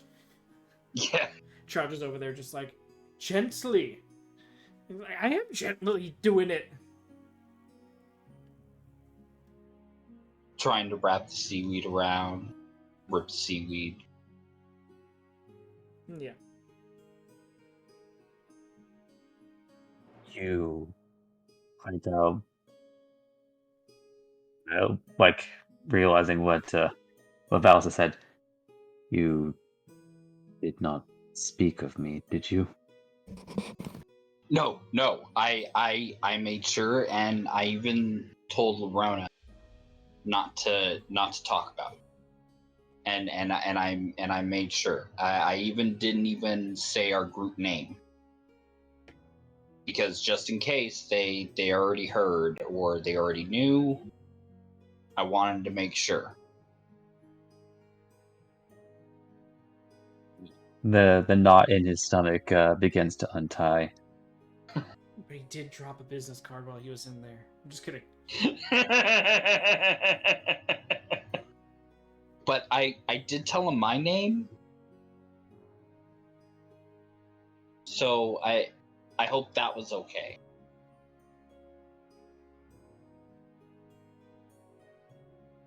The important thing is that, at least for the time being, our paths do not cross unexpectedly in the most unexpected of places. You know, Twunk, that is a great point. And in conversation, I had, casually said that, the parties here sometimes, when the townspeople get to party, are really awesome. And that, maybe, and they had said that they hadn't been to one. And I was like, well, that's a shame now that, the fun group is back. We can change that. And maybe that might be a great opportunity for your and he pauses, paths to cross. Stomach re-knots. Did you tell them which of these parties?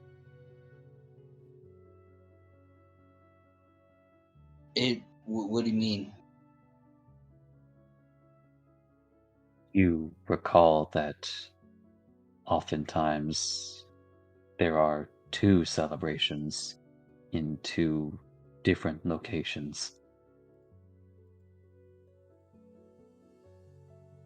Oh, no, I didn't tell him any specifics. I told him I would stop in and let them know when the town is going to have their next party. But I figured that would leave opportunity for us to, maybe arrange something. That way, it's not so tense. I Star figured comes bursting through the door. Hey everybody! Did you know that we are celebrating our... Disco! Yeah. But and sharing, we seem to have a lot more diversity in the town now. So, sharing food and cultures might be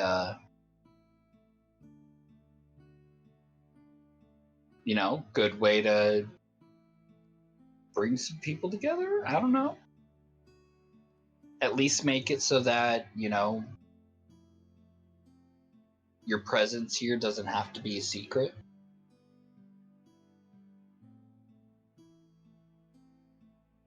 Leaf arrives at the fork of a river, and it knows not which path it will take. As he quickly starts eating the food on his plate. Ooh, it's pretty good. Valis goes, yes, he's eating it. Victory.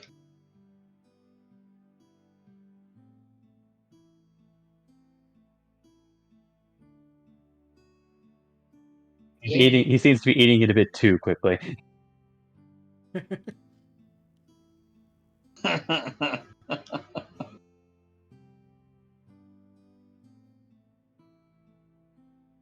But yeah, that Valis is gonna turn back and eat his own plate. Happy as a clam. All right. So, everybody, you can enjoy yourselves some bison. Yeah. On the gear? Basically. Minus the rice. And yeah. replaced instead with Bison spring rolls? that would be probably closer. Yeah. Except for instead of bison seaweed wraps rice. is probably just an easier Yeah. way to Okay. understand it. Yeah, because it's got, I guess technically, instead of the spring roll portion, it's just a seaweed roll. Because it's got little veggies and such inside. But yeah, you guys get to enjoy your dinner.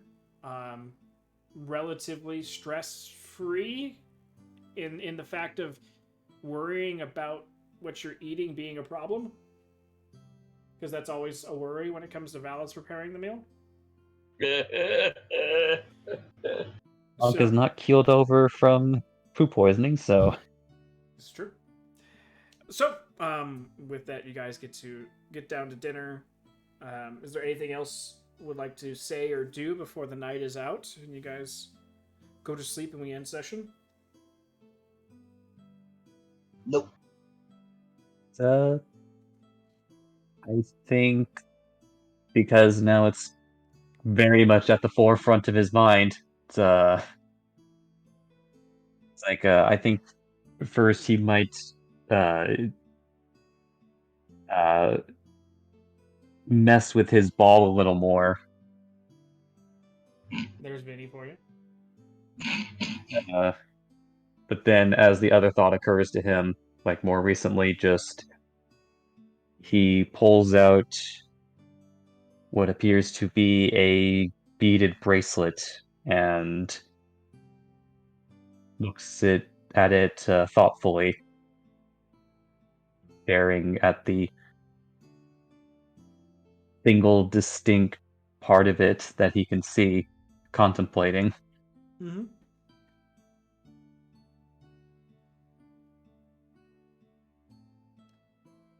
All right. So, a bit of a night of contemplation for Twunk. But other than that, everyone else, I guess a little bit of contemplation probably for Chandra as well. Valis feels completed and successful. Completed and thinking of other tasks Roger that. on his mind. Tamerlane is just like, I don't know what the fuck happened today. And it's just like, at least the food's good. Rona got some stuff done, and she's got something to work on. As you prep that, Lorona, I'm also going to need give me a sleight of hand check for preparing your little treats.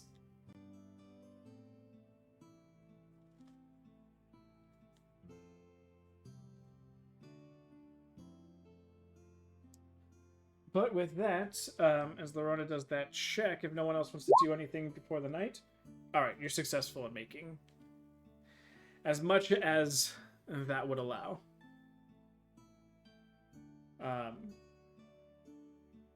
But if there's nothing less, that'll be it. We'll go ahead and have you guys go to your rooms and get to sleep in your own times and ways. Get a long rest, so you guys can, those that need to, hit the long rest button. Yep, already doing that. And we can end the session there. If there's any questions that you guys have for me before we go.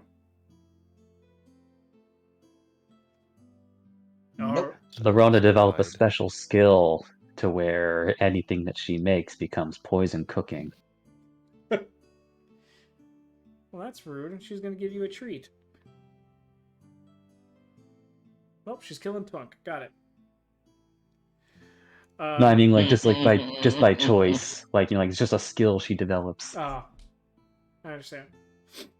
All right. So if you guys have any questions, feel free to message me and I'll get back to them as soon as I can. If I don't talk to you all before then, you guys have a great week and we will be back next Sunday. Good night, everybody. Yeah. Yeah, you did. Night, everybody. Good night. Two. Thank you to all of you that have stayed with us. Expect to see me throughout the week doing some streaming. We're going to be playing some games. We're also going to be starting up on the streaming platform Kick. So That should be fun to see that, and that might get me on a more regular streaming basis. But for now, as far as D&D related things go, Thursday night we have. Hold on, they actually have a name now. Tales and Tomes. Group 1 has finally crafted a name for their group. Tales and Tomes. And they will be playing on Thursday at 9 p.m. PST. Swing by and see Tales and Tomes get into some harrowing situations, hopefully, of their own making. And RFI on Saturday, spooky RFI, where we're going to probably play some scary games and ask each other some questions about D&D related stuff at the same time. And then Bad Decisions back on Sunday at 9:30 p.m. PST to continue their Town of Terramesh terror as they continue on. So thank you all for staying with us. Have a great night, stay safe, and we'll see you next time.